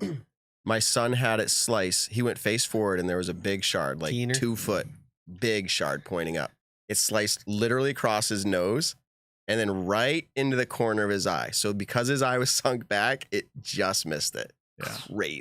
Crazy. Yeah, I have another something like right above my eye where I was like, how do you call it when you like carve wood with a little knife? Carving. Oh, whittle. We would say whittle, but like Whittle? carving. Yeah, whittle. And you know, the first thing you get taught as a kid is always whittle away from yourself. And I whittled towards myself, and I got like stuck on like a little twig and went harder and went through and wham, straight right over my eye. Is it gone? I think if you look really closely, you can't see it on this camera, Oh, but baby. there's still like a tiny little. How cut old there. are you for that one? I must have been like teenager, like 13, Wow. 14 probably. That's when you whittle, right? That's the age you like to go whittle. Especially if you're like at a That sounds campfire in hilarious. your backyard. Yeah, no, it's true. All right, I have. Since we're talking about scars, I have one more story. I have a scar somewhere here. Is this your siphoning story, drinking gas out of the No, lawnmower? no. Okay. Somewhere here. It's a scar. But how I got it, I was playing with my friend's pellet gun. It was like the one where you have to like really like go like this Yeah, to load it's the it. brake barrel. Yeah. And I pulled the trigger when it was like that. No. Snapped up the little eyelet on the top of the It hit you. barrel, smacked me. That was the only time I've been Oh, unconscious. my I literally was just like, Goodness. and then I was walking back, and then I like came to consciousness like 20 seconds later, and I was dripping blood. Oh my goodness. That is so I'm a safety professional by like career. And the whole knife thing, yes, it's true. People will do that. Like you think like I'm gonna cut through this zip tie. This is a great idea. You get your knife out and you're just like, you're all you have, and it just goes like you're toast. All right, that's fun. We'll have to do more segments like that in the off season. I have a question for you though, Simon. This disc right here. That's a beauty. Do you know what these are going for right now? Because Well, I'm thinking about selling it, but I might hold on to it. I had Hold no on. idea until literally we were upstairs having dinner and Ben was literally talking about that. Yeah. So now I know. Oh, this disc or just in general? Well, your son brought up that you had that disc in your collection. Oh, That's it is a probably the beautiful most one. valuable disc. It probably your is collection. actually. Well, because it once sold with your signature. So there's scalpers in disc golf. A man went and you signed a man's disc at MVP Open, and it went immediately on eBay, and it the sold, first week. Yep, it sold for 350 or something. Wow, 330. I think That's it's it. gone- It was over Mine. 300. I think it went down a little bit. It but went my, down for sure. But my question is like, to the buyer, it matters if your signature's on there. I don't have a Sharpie, or else I'd have you sign it right now. But Well, I wonder, what do you think? Does a signature make it more valuable or devaluable? You it can be honest. depends I won't get on offended. the buyer. I've decided that Just because depends on the buyer. if I was collecting, right? So if I'm collecting and I have a collection of discs or trading cards, which I did the Pro Tour, I want you to sign every single one. So I have that. It's for me. But if I'm gonna resell and that's my intention of collecting something, it's one of these like, I'm not gonna get a signature on there unless I know that the buyer wants that. And then at that point, it's too hard to line that up. Do you think? It comes down to the buyer. I feel like signatures in disc golf are too easy to get. And after Really every easy, round, yeah. like I sit down for Every like 30 minutes at least and sign discs, like dozens, probably sometimes hundreds of discs every day after every round at a pro tour. And I wonder if that's smart or not to do that. 421. It depends. for this, Simon. Okay, the pink one. 421. With your signature, it's not coming Ooh, the out. pink and the blue. Yeah. It's With just- your signature. Well, that's a sick rim too. So that's a rare one to find someone with some disc with a cool swirl in the rim. And like this that. one was 242, no signature, Lester stamp. Yeah. Special edition stamp on an unreleased disc. I mean, I kind of can see So why. what do you? Let's But I go- live in Leicester and it's so hard. I'm like, but dude, if someone buys this for $300, I feel like, why am I holding it? Because like 300 to me is a little bit, but it's a cool Leicester disc. Let's go further on your like what you were saying about the autograph. What do you mean? Like, should you kind of limit your autograph? So it I means- wonder if it would be smart as an athlete to limit your autographs a bit. Like, of course, I want to be there for the fans and sign everyone's disc that wants one, especially for the kids. But should I really sign like hundreds of discs every tournament? Like, isn't that a bit devaluing It- like the 100 signature? it is. To Like, you it or is the the value of signature? it? Yeah. It is devaluing it for not for your signature. It's devaluing it for the market, 100%. Because Yeah, I don't think it affects you. no, it doesn't affect It you at affects all. the people that are like wanting it to be worth something. So it depends what you want to do. I asked Nate Sexton this with the Sexton Firebirds. I was like, the one year they came out with like 100,000 of them or whatever it was. I was like, are you happy with that? He's like, ultimately, yeah, they're in everybody's hands. But, like, if it I devalues wanted, it. for example, name any athlete, I'll just say Tiger Woods as Sure. an example. I don't want to compare myself ever to Tiger Woods, no, but obviously. it's but an athlete we know. if I wanted to get a signature from him, that would be next to impossible. Like, how lucky do you have to get to be at the It's right like more spot like at the right time? Yeah, it's that or auctions. when he happens to Yeah. give like one or two, or I don't know how many he does at a time, maybe like 5. I don't know. And I heard Tiger doesn't really give any signatures. Wow. And that would mean the market would be through the roof because it's that. But how more limited. special would it feel to you then? If you got Way it? more special. Yeah, 100%. that's what I'm saying. 100. I would feel if you like barely gave out autographs. about this? I would feel special. sometimes I Make wish- this the last autograph you ever do. No, sometimes I wish I'm I just went like, back in do time mine. and I would have been that guy who never signed anything. Interesting. But then like a couple times a year, I would say like, okay, here you go. Little signature. Like, how valuable and cool would that be then? And special. It's also tough because you're so accessible to the fans Oh. as opposed to Tiger Woods, where it's like you can't even get near him when he's on the course because there's security and ropes and all that. I think disc golf will be there soon, by the way. Yeah. No, I'm not saying that, but I'm just saying right now, anyone could go up to you at any time, pretty much after your round, whatever, and be like, and it's getting harder. you're a personal I'm just guy. saying to everyone watching, like, if you want to come to a pro tour event and you've been thinking about Now. it, and you want to be close to us and get signatures and photos and be like literally next to us and can almost talk to us, Yep. you gotta go soon, because I don't think it'll be a thing much longer. I don't think. I could be wrong. So you don't think like let's say like you finish your round and I know a bunch of people come up to you. Do you think that won't exist anymore, but you'll still have that like kind of autograph tent where you're kind of do you think that's the route you're headed where it's like no, Simon's not signing anything, you got to wait in line type deal? I don't know. Or is it just they're going to put all together like done like only special, like say you go to an event with MVP there and they're like Simon signing 2 hours. I believe the autograph tent will stay a thing at least Okay. for a while, but it might be less mandatory, because right now it's literally right off of 18's green where you kind of have to walk by. And if you don't sit down, like every fan's like just looking at you, There's, just like- walking by, and like, oh, that guy's an asshole. Yeah. Good to Yeah. know. Well, that was going to be my next point. It's like it's tough to not sign autographs because that's what people think. Like, so it's like a tricky predicament. People are going to be like, "What the heck? Simon's not going to sign my autograph." That's kind of a tool What for him to about- do? What about, and I saw this in the chat. I'm sorry, I don't remember who it was, and I'm not finding it right now. But if you verified an autograph, right? So like we'll see like, and I'm serious. This is cool and valuable to me. But you gave me one of your last bags from your allotment. when you were with Discmania. Like, it might have been your last, if not one of your 2 or 3 last. It's still in the bag, like in the plastic bag. And if I had, and I might do this someday if you would oblige this, send you a document that says, like, this is my last bag for my personal allotment, and you sign your name to it. I think that's worth more, having the verification, than you signing the bag. Mm-hmm. And I'm thinking maybe give out all the autographs you want, but sometimes do the special verification, because I think that makes those like verified. This literally, look, he said this was his from his bag or whatever. His collection. Like, I think that improves the autograph possibly. But you're still with grip equipment, right? Yep. Okay. But this one, it's Discmania on it. Angry 8 bag. So it's like the last one. Okay, that makes more sense. With that. I thought it was just like a regular bag. No, like I don't think they'll ever make any more. Like, there should be 0 of those ever again. Yeah, with the Discmania ones. Yeah. Hopefully. Hopefully it's a great 10 years. All right. So we kept you long enough, Simon. You were kind enough to come on. We're going to let you go. Wait, I have one more thing I want to talk about. You can stay as long as you want. Stay as long. Let's go. I give our guests an out. I give our guests an out, but if they want to stay, it's all theirs. Yeah, I'm just texting my wife that I'm later than I said I was going to be, which is... And if she was listening, she knows I tried to let you go. Yeah. Well, I just read her text from like 20 minutes ago. 20 minutes ago, and she was like, "Can you bring me food when you get home?" Tacos, cookies, chocolate chip cookies. Big Mac. It's a Big Mac, right? I mean, she's pregnant. Yeah, it's all. And if she wants a Big Mac, she's getting a Big Mac. Seriously, bring home some chocolate chip cookies too. Yeah, if she likes them. I say yes, she likes them. But let me talk about this real quick. Go ahead.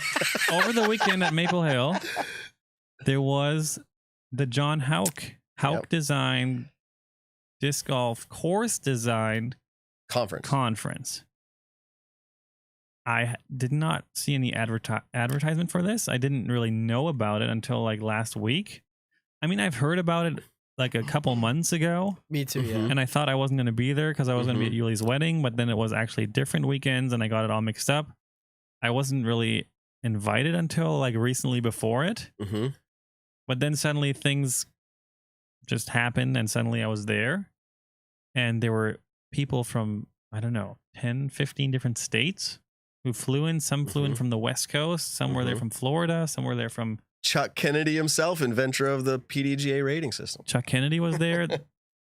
I don't know if this name will tell you something. Mike Randolph was there. Pretty sure because Gage posted about it. Yeah, I only know that because of Gage, yeah. So Mike Randolph was on the old school DVDs, like back in the early 2000s when there were disc golf DVDs. Mm-hmm. And who went back in the stats? I forget, but someone went back in the stats last weekend and said he was top 5 at Worlds 7 times. Never won, but he was like a top 5 guy in the 90s to early 2000s. And then he took like, I don't know how many years, like 12 years off of disc golf, he told me. But he was one of my idols, obviously, that I've never met. And then when I met him, I didn't know who he was. I recognized that it was Mike Randolph, but I was like, there's no way that's Mike Randolph. So I didn't even really think further than, oh, that looks like Mike Randolph. But then later in that night, we all had to wear name tags at the dinner. And Mike Randolph, I was like, you gotta be freaking kidding me. You're a freaking legend. Yeah, Gage had the same experience. And he wanted to play catch with me. He was like, yeah, disc golf, I play sometimes still, but you know what? Catch is my favorite thing. We never played catch because I was always too busy talking to people because everyone wanted to talk to me, which is really nice, but also extremely exhausting.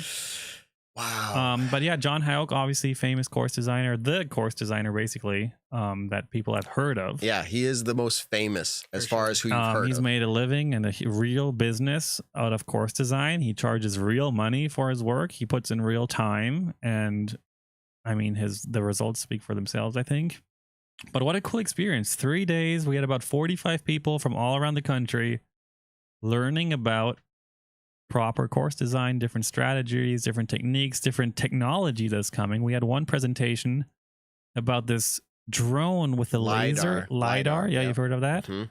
I'm not going to give a whole rundown on that now, but it's like, light measurements. Yeah, ultimately. It creates 3D images where you can basically make like a 3D model digitally. Mm-hmm.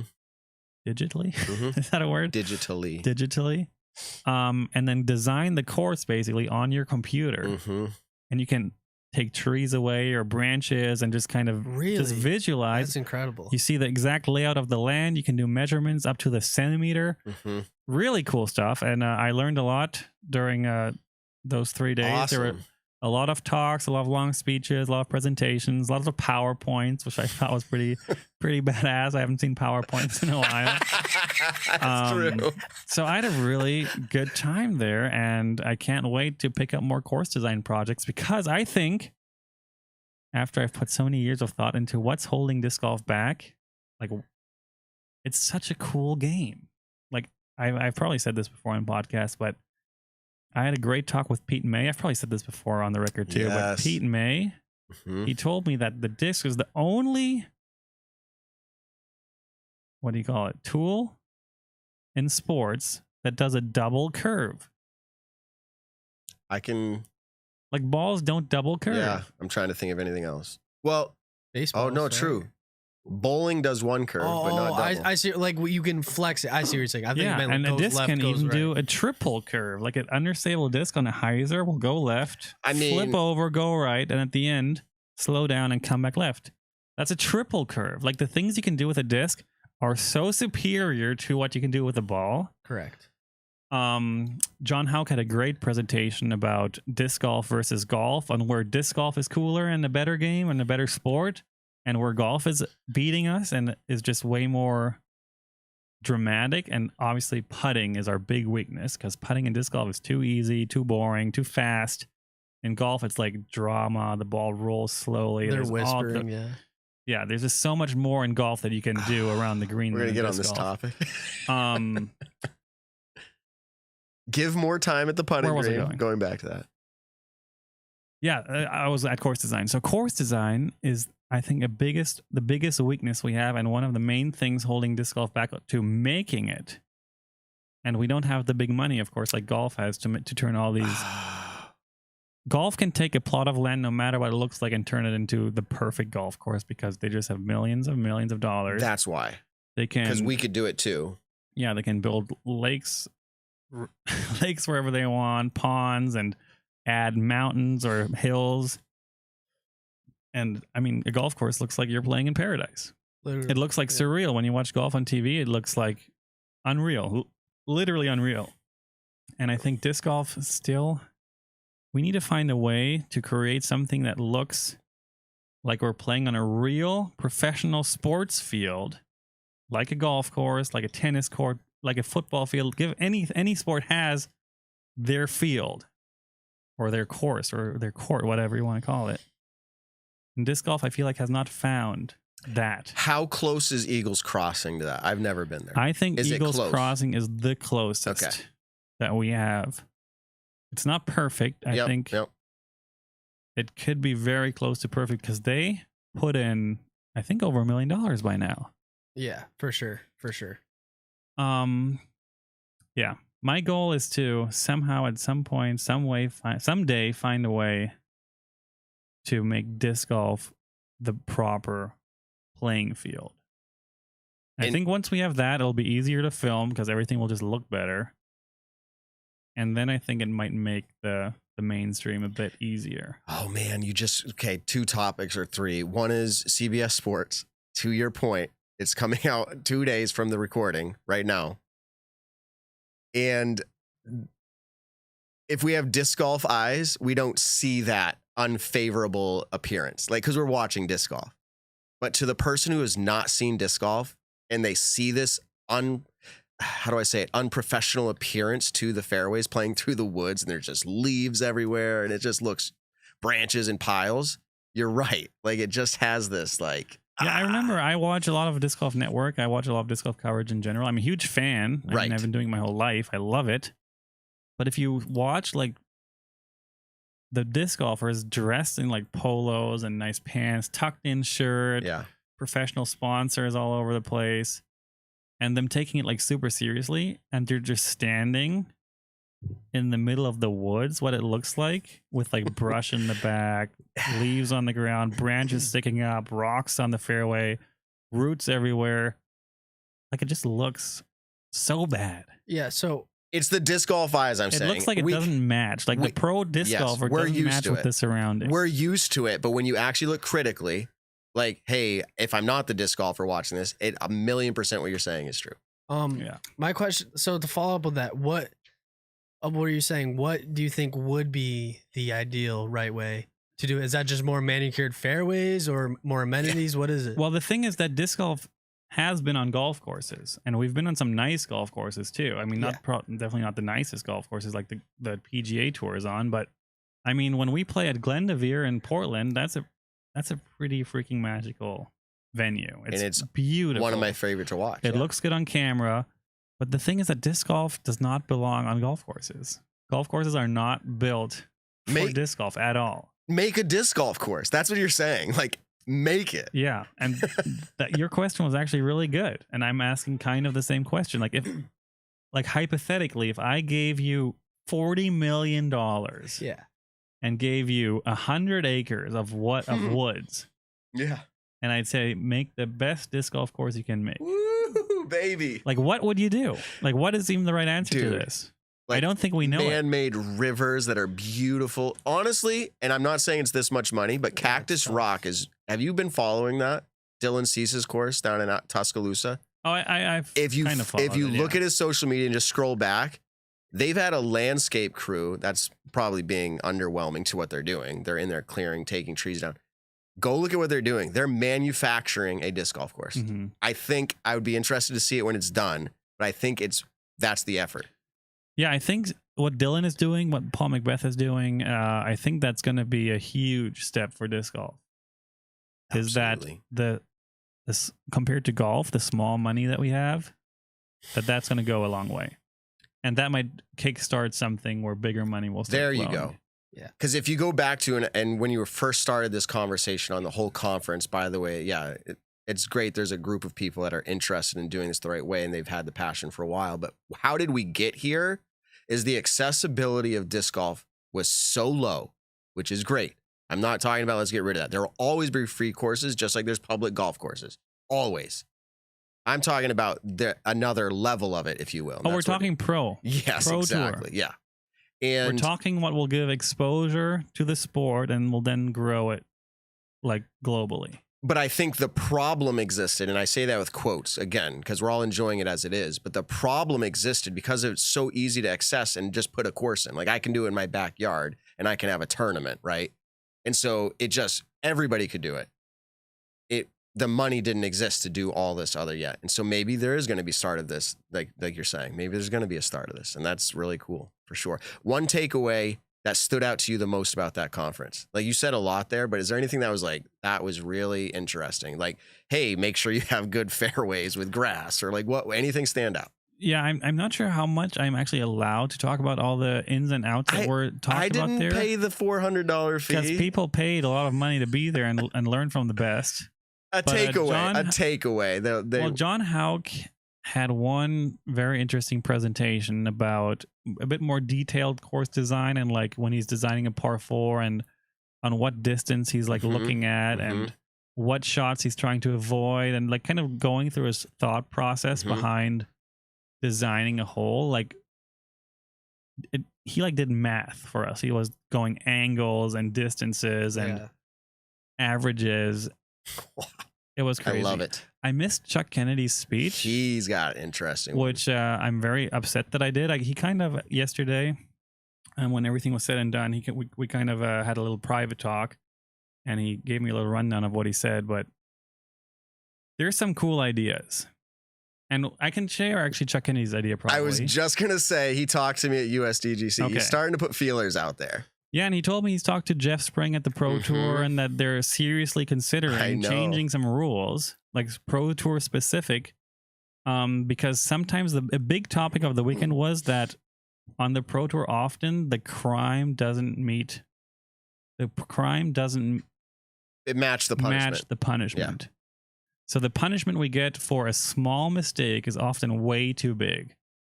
And how can we fix that with course design? That was a big topic of the thing. So there's some ideas floating around that hopefully will be implemented soon. I was a fan on almost all the ideas.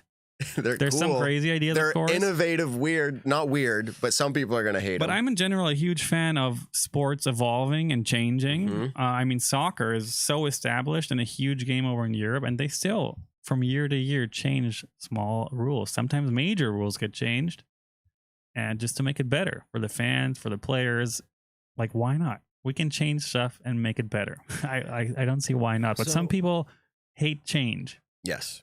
I'm a fan. Along those lines, this was in my show notes actually, so I'm glad you brought it up. See, it's perfect. You're coming along, Ben. I'm so proud to have you on the show. Alternate baskets. Do you think it needs to be more necessary for every stop, necessary for every hole, or should it just be here and there sparingly? I think it should be here and there for now. We'll see how it catches on, how much players and fans enjoy it. I think it's we're gonna have to try it first before we can say how much of it we should have. I'm a huge fan of having stuff that I'm even not a huge fan of. Like, for example, at Vegas, every basket almost is on a mound, and it's so tough to run putts. And when you're there, you're like so frustrated. Man, I have a 40-footer. Like, should I run this now or should I lay it up? Because the ground is so fast. So if you miss, you like slide back to circle 2. And I just feel like they don't want you to run putts out there. And I'm like, why? But then again, it's cool to have one event like that where you just have super crazy greens. It's a discipline. I'm not a huge fan of OB lines everywhere, but USDGC, it's True. really cool to have one event a year where you just have a ton of OB, because why not? It's part of the game. And I'm not a huge fan of playing in the tight woods, but one event a year should be in the tight woods. Golf 'Cause course. I hear you. I'm not a Yeah. huge fan of playing in the wide open, but then wind comes into play, and it would be really cool to have one tournament a year. I mean, Vegas is often that too. That just happens to be windy because it's a different challenge. So I really think it's important that every course has its own kind of character and challenges. And I think it's important that we keep those separate and don't try to implement everything the same at every stop. I think that's the That's a good wrong way point. to go. Yeah, I think variety is a huge thing to make the Pro Tour, I guess, go to that next level, because we'd be seeing the top winners win because they're nasty, but we'd also be seeing a lot more people rise and struggle because it's just different games suit to different people. Yeah, and then at the end of the year, if we have every tournament a slightly different challenge, like at the end of the year, the points winner or the tour leader or whatever you want to call it, like, he's the freaking man. He delivered in every discipline we have. Yeah, he's the You He's were the player of the year, Player of Calvin the year. Heinberg. you were on Welcome. our first episode ever. Yeah. And I think in that near proximity to that, we talked through this idea of disciplines and like the idea of we should have what you're saying, because you shouldn't just be tested on one type of discipline. I love that. There's a lot more that we could take away. You sat through a whole conference on it. I'm excited to see the innovation for the future of disc golf. Two last things. The first pro you ever met, this is a trend going around right now. Pictures, Nicholas Antila started it. Paul's posted something. Every pro's doing it pretty much right now. Do you remember who yours was? I Was it in remember Germany or was it when you came over here? Well, mine would be European pros. Do those count, or do yeah, pros no, that's what I'm count? saying. Who is the one that you remember being like, the one where you were like, oh my goodness, it's that guy. I want to talk to him. I would have to put a guess for now Yeah. if I have a little bit longer to think about it. But I'll go if you want to think. in 2008, no, I Okay, mean, think good. over days. Oh, days. Get it right. I think I played in 2008 a tournament in Germany, and that was like the first bigger tournament in Germany where actually international players would come to play. It was just outside of Berlin, and we had Christian Sandstrom, I know the name. ex-world record holder. He threw the Valkyrie back in the day, like oh, okay. Good old 250 Val. meters. Got Good it. old He, Valk. yeah, he held the record for a good amount of time, I think, before Wiggins stepped up. I think he was the first super disc golf superstar in Europe back then. Where you're looking over across the parking lot or whatever, and you're like, dude, that's him. Well, I was 15 at the time, so Okay. I was a kid, and I played the first round and shot good enough to play on league card second round, and I played with him and two other Europeans that were pretty famous in disc golf, not Christian Sandstrom famous, and I played the best round of my life, 1080 rated at 15, shredded, couldn't miss. I think they were looking at me and being like, what the hell is going on here? You've never rated above that? I ended up since? losing the tournament in a playoff, but I remember I played with the first time playing with like real famous disc golfers from outside Germany, I shot the best round of my life, like 1080 or 1075 incredible. rated. Yeah, you didn't crack under pressure, which most people would. I feel like. I excelled. You know what? The fact that Simon can say 1080 and we all know what that means is pretty good. I'm not going to get further on the ratings. Was that your That's my your take. highest rated round for real, or were you just saying is that more like a? Oh, back then it was for sure. Okay. Oh, it Oh, yeah, has yeah. to be. Oh, 'cause yeah, yeah. Not There's even close. talk about like inflation and I everything. shot like a 14 under or something, and the next best score was like 8. yeah. Okay, yeah. I couldn't miss. It was crazy. I barely remember because it was 16 years ago. On Friday, I'm turning 31, by the way. Happy birthday. I didn't have a Happy song lined up. birthday. I really got to go because my wife's going to be really angry. Who's your if I first don't. pro? Do you have to go? I can like. Just say it. Okay. MVP Open 21. I think Matteo. I first got into it was Eric Oakley. He said, "Hey, I love your YouTube Eric videos," Oakley. and he reciprocated, and that meant a lot to me. So to everyone that is like, I guess in status in disc golf, I mean, just like, you know, it means a lot when you reciprocate and just say hello back rather than like, thank you. Be like, Simon, no pressure. Yeah. And for no, well, me, Simon's like a classic example of that. I'm just saying, like that. I going remember forward, at the I have my time- bad moments for Yeah. sure. I remember at the And sometimes- time because he was the first pro I ever saw. That meant the world to me. He's like, he asked me what my name was. I was like, he's like, thanks. And then he recognized me the next day, and like dude, that you meant were living on a the cloud. that meant Yeah. the world to me. Now it doesn't mean as much, but at the time, it meant a lot. So I will say in closing, Steve Brinster, first one I can remember. It was at a tourney 54 that we do up here, 54 holes in one day, and he was local enough, probably 3 or 4 hours away. And I'm like, that's Steve freaking Brinster. This was before like USDGC and all that. Like that guy is awesome. And I was like, he's playing at our local course. Very cool to meet him. All right. Are you I'm going to gonna- keep going, you two? Yeah, you can head out. Yeah. We're gonna Okay. close out in the next 5 or 10 minutes Thank and you, watch the Natalia. ratings drop. Yeah, thank you, Appreciate Natalia. you understanding. Yeah, Damn it. guys, time lapse dropping next Friday, Black Friday. Stay tuned for that. You won't find this one though. That one's going to be hard to find. Message me your best. No. Yeah, check out YouTube. I'm gearing up for Vlogmas. I'm planning on doing every other day Vlogmas because doing every day for me is just physically and mentally Good call, not dude. That's a good possible. call. You're making new rules. Good job. Every other day is going to do. I'm going to do my best to play as much disc golf as I possibly can if the weather permits. I'm sure Ben is going to be on the channel at least once, hopefully more. Hopefully, yeah. If you need any help, I'm your guy. We need the energy. The Benergy. That's what The they call it. Benergy. I The love Benergy, it. baby. That's what the fans of this show. I've even seen it in your comments. They say, "I love that Benergy." So I appreciate all the comments. Thanks everyone for watching and tuning in. Thanks Matt for letting us do commentary here and having me on. Absolutely. We'll catch ya. Thanks Ben? for coming. We're gonna let you go. Appreciate Peace it. out, man. Busy guy. All right, everybody. Hey, don't forget the chocolate chip cookies up there, if there's any. And the tacos. Bring everything. I'm just volunteering. Like I Natalia. own the place, but Natalia, I made you homemade everything. But if she happened to be tuning in to see what her husband's doing, she's like, Definitely not. okay, cool. All right, guys. Peace, thanks, man. Simon. Always a pleasure. All right. Energy. As we get ready to close out, I have 2 truths and a lie for you, Ben. I'm ready. Not for me, though. It wasn't about me. I thought we could bring our own, but I knew Nick wasn't going to be here and Evan. We'll do that one of these episodes where it's like we each bring our own 2 truths Okay, and a lie. we'll do that. Wait, can I say one thing? Throughout this podcast, I keep saying random things that sounds random. I'm talking to the chat. I realize that it sounds like extremely random, but yeah, I'm replying to the chat. So if you're hearing this on Spotify, just disregard if I say something like salad, yum. All right. Anyways. All right. That is funny.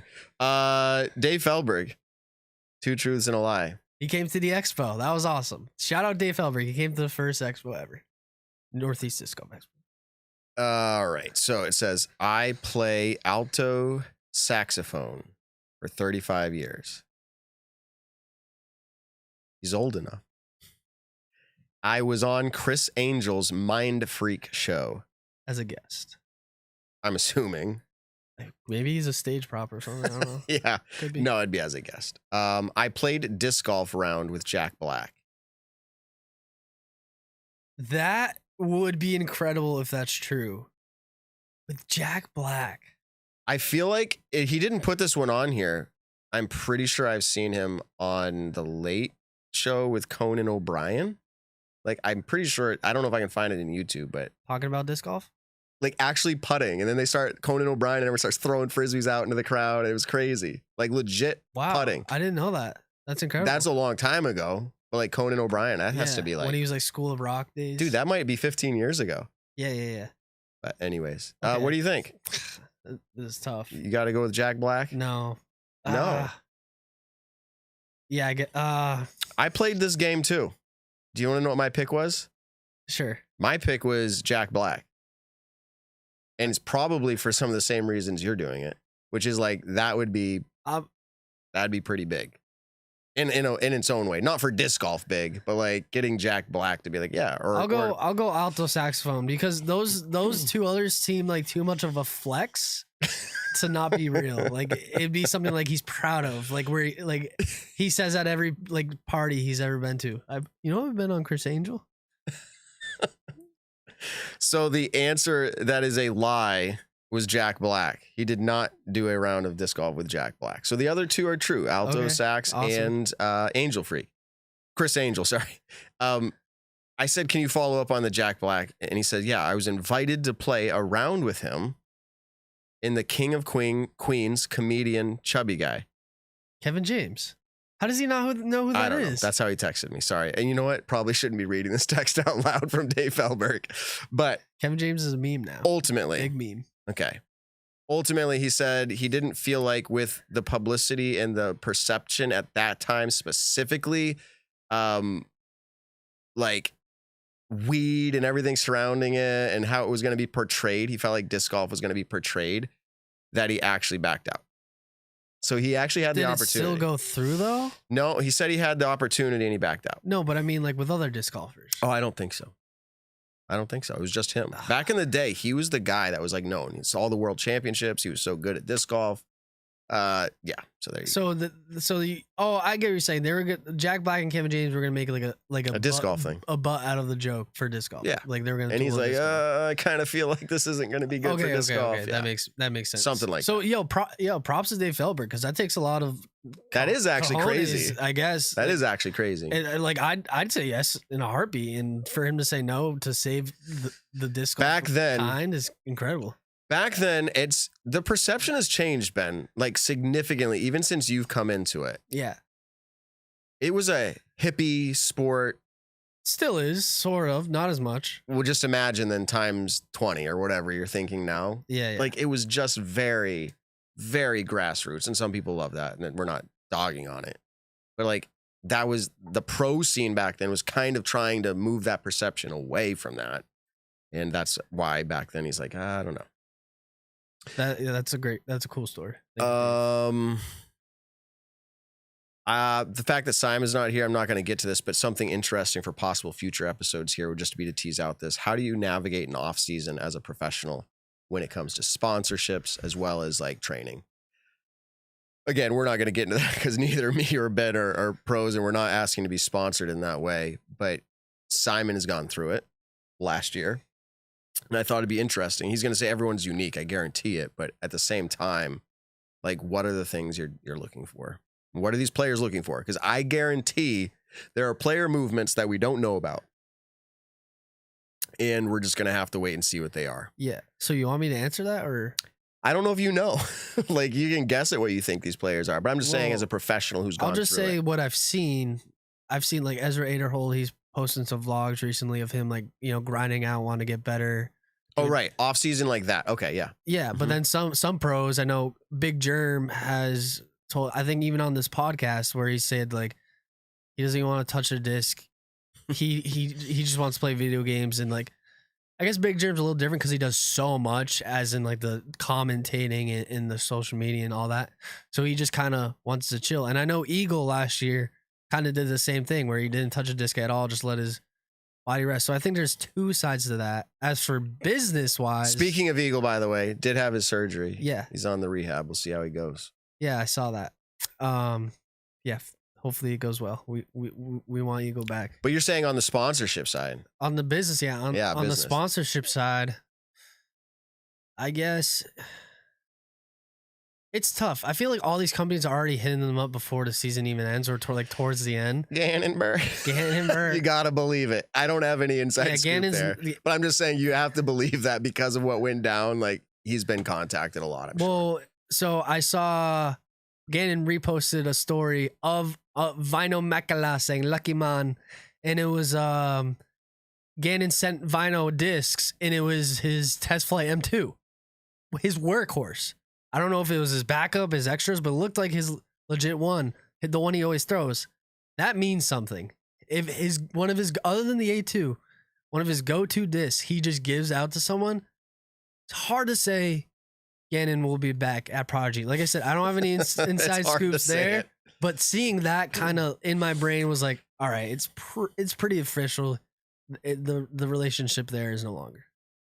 But I will say, Gannon's been doing a great job fulfilling his contract because he still promotes them. He's still like I saw the Shoestrick interview with him. It's business, right? Yeah, he's still promoting them. He's not trashing them. He's just he's doing business. He's going out to NADGT vending Prodigy, saying like, "Come get these sick discs." But the way it seems, he's leaving. Yeah, but I think there's going to be others that we don't know about. And as crazy as it is, I mean, I'm going to say a name that is we should play this game. There used to be a sports show I'd listen to where they would just throw darts. They throw darts at a board with names on it. And that's how much of a shot in the dark it was at what they were just guessing. They're like, literally, we're just going to throw a dart at the board and then just like talk about this person maybe leaving. So if I threw a dart at a board and it landed on Eagle McMahon and I had to make a case for him leaving, I could totally do it. Like, it's totally a thing that could happen where like, even this season, it could happen. I'm not saying it is. I'm saying if I threw a dart, I could make a case for it. There's a lot of players where you could be like, I can manufacture it. There's very few where you go, absolutely no. Like they would never do it. People used to think that about Macbeth. I remember back in the day, podcasts included, not us back then, but people being like, Paul's not ever. No, he'll never leave Innova. Never. Where the money is. Money talks, guys. Well, money and opportunity, of course, is part of the money, and legacy, like as part of it. Yeah, like, where am I going to get my best legacy? Simon, I was listening to Tour Life, like I said the other day, and Simon said on it that one of the main reasons he went to MVP is for that Simon line. So maybe that's what Paul did. He wanted, you want, that's part of the legacy. You want your name on discs that'll be out for the next 20, 30 years that you get residual on. Which is like important. Residual is important because even when they're retired, they're still making like Climo. Man's probably loaded from all the 12-time Firebirds that Innova sells or whatever. Yeah, again, you and me. Simon just texted me. It's snowing, by the way. That's insane. So apparently he had to clean off his car. That's so sorry, sad dude. for snow. Wow, it's snowing. So officially, New England has reached snow. Well, it's early to call it snow season, but it can snow. Let's put it that way. It can snow now. And we do judge that disc golfer. We'll say, which would you prefer playing it, right? All right. That ace that Simon mentioned on his vlog or Casey's vlog or whoever's it was, the mustache battle or whatever it was. I saw it, yeah. That hole is really fun to throw. I actually enjoy it. I still think it needs to be cleaned up a little bit on the left side, left and high, but obviously it went in, so he threw it perfect. But that was a fun one to watch. That is one of his best I've seen on camera in a while.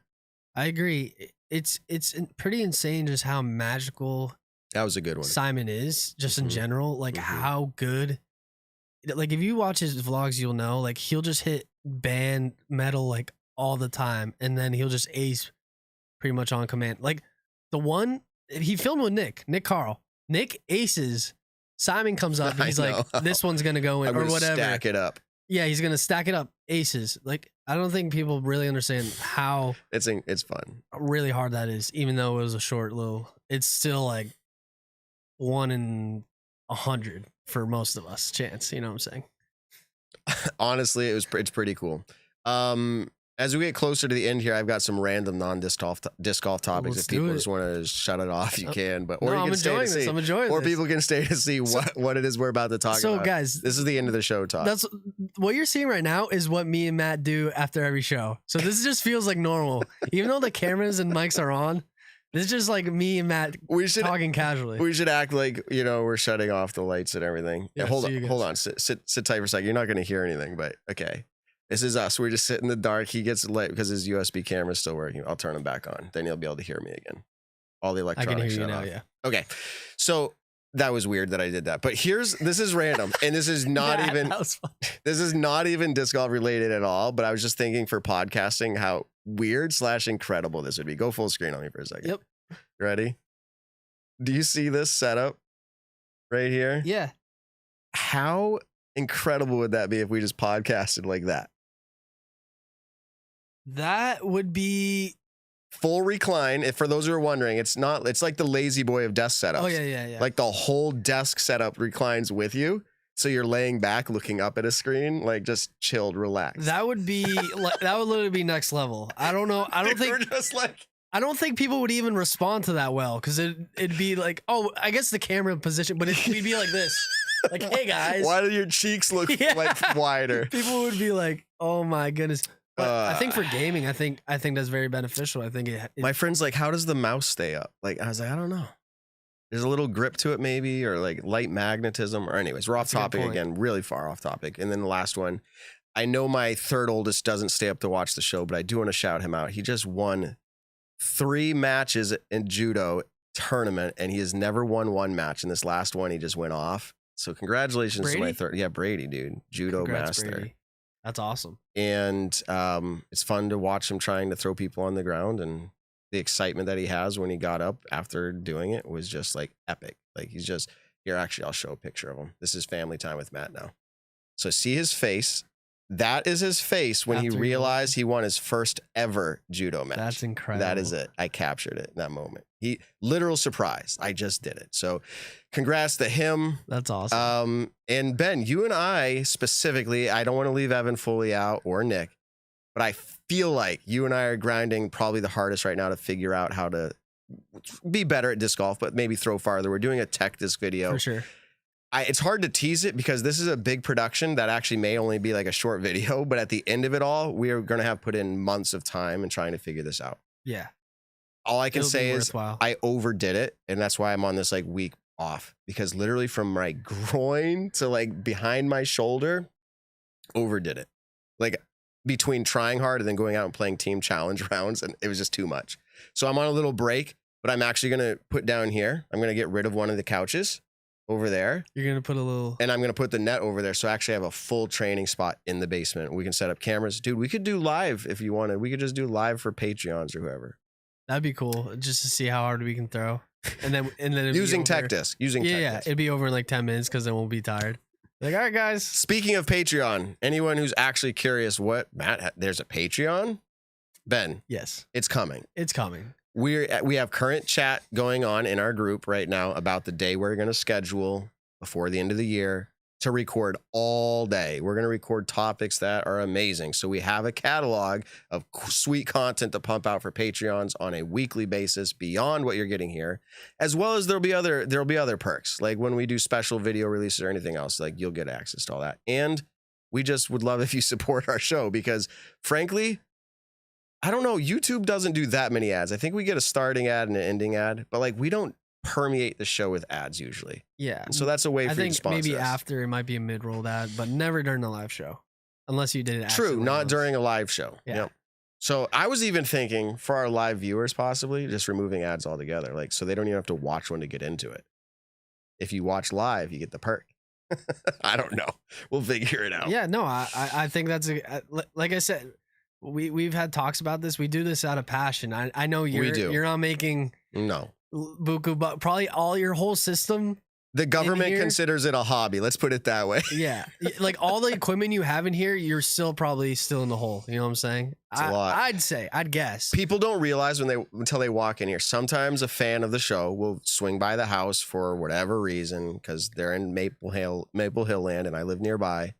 And they're like, "Can I go see the studio?" And I'm like, "Yeah." And then every time, and I'm not saying it's because we're amazing, but I think it's underplayed. They walk in and every time, whoa, oh my goodness! Like Yeah. I had no idea. So we'll have to set up like an in-room camera sometime. Yeah. So yeah, we do it out of passion. The Patreon would just be just to extra support support the show, and that's about it. And well, let me tease this idea. I know we talked about it last week. I'm not saying this is officially going to happen, but what would y'all think? We already talked about the after show. If when this show ends, comment chat. Why did you go so blurry? I don't know. Okay. When this show ends, we go live for like, let's say, as part of like, I'm post-producing the show, Patreon, but like we'll talk. In fact, now we're getting, see, this is what happens after the show, guys. I apologize. You're getting all this like random content. But I've thought recently, Ben, what if we just did like literal Zoom chat room? Like we're not recording it. It's just now if you are a Patreon and you're in the show, you just come into the Zoom now and we all just talk and chat. And like as I'm working or you're talking, whatever, like we can just hang out.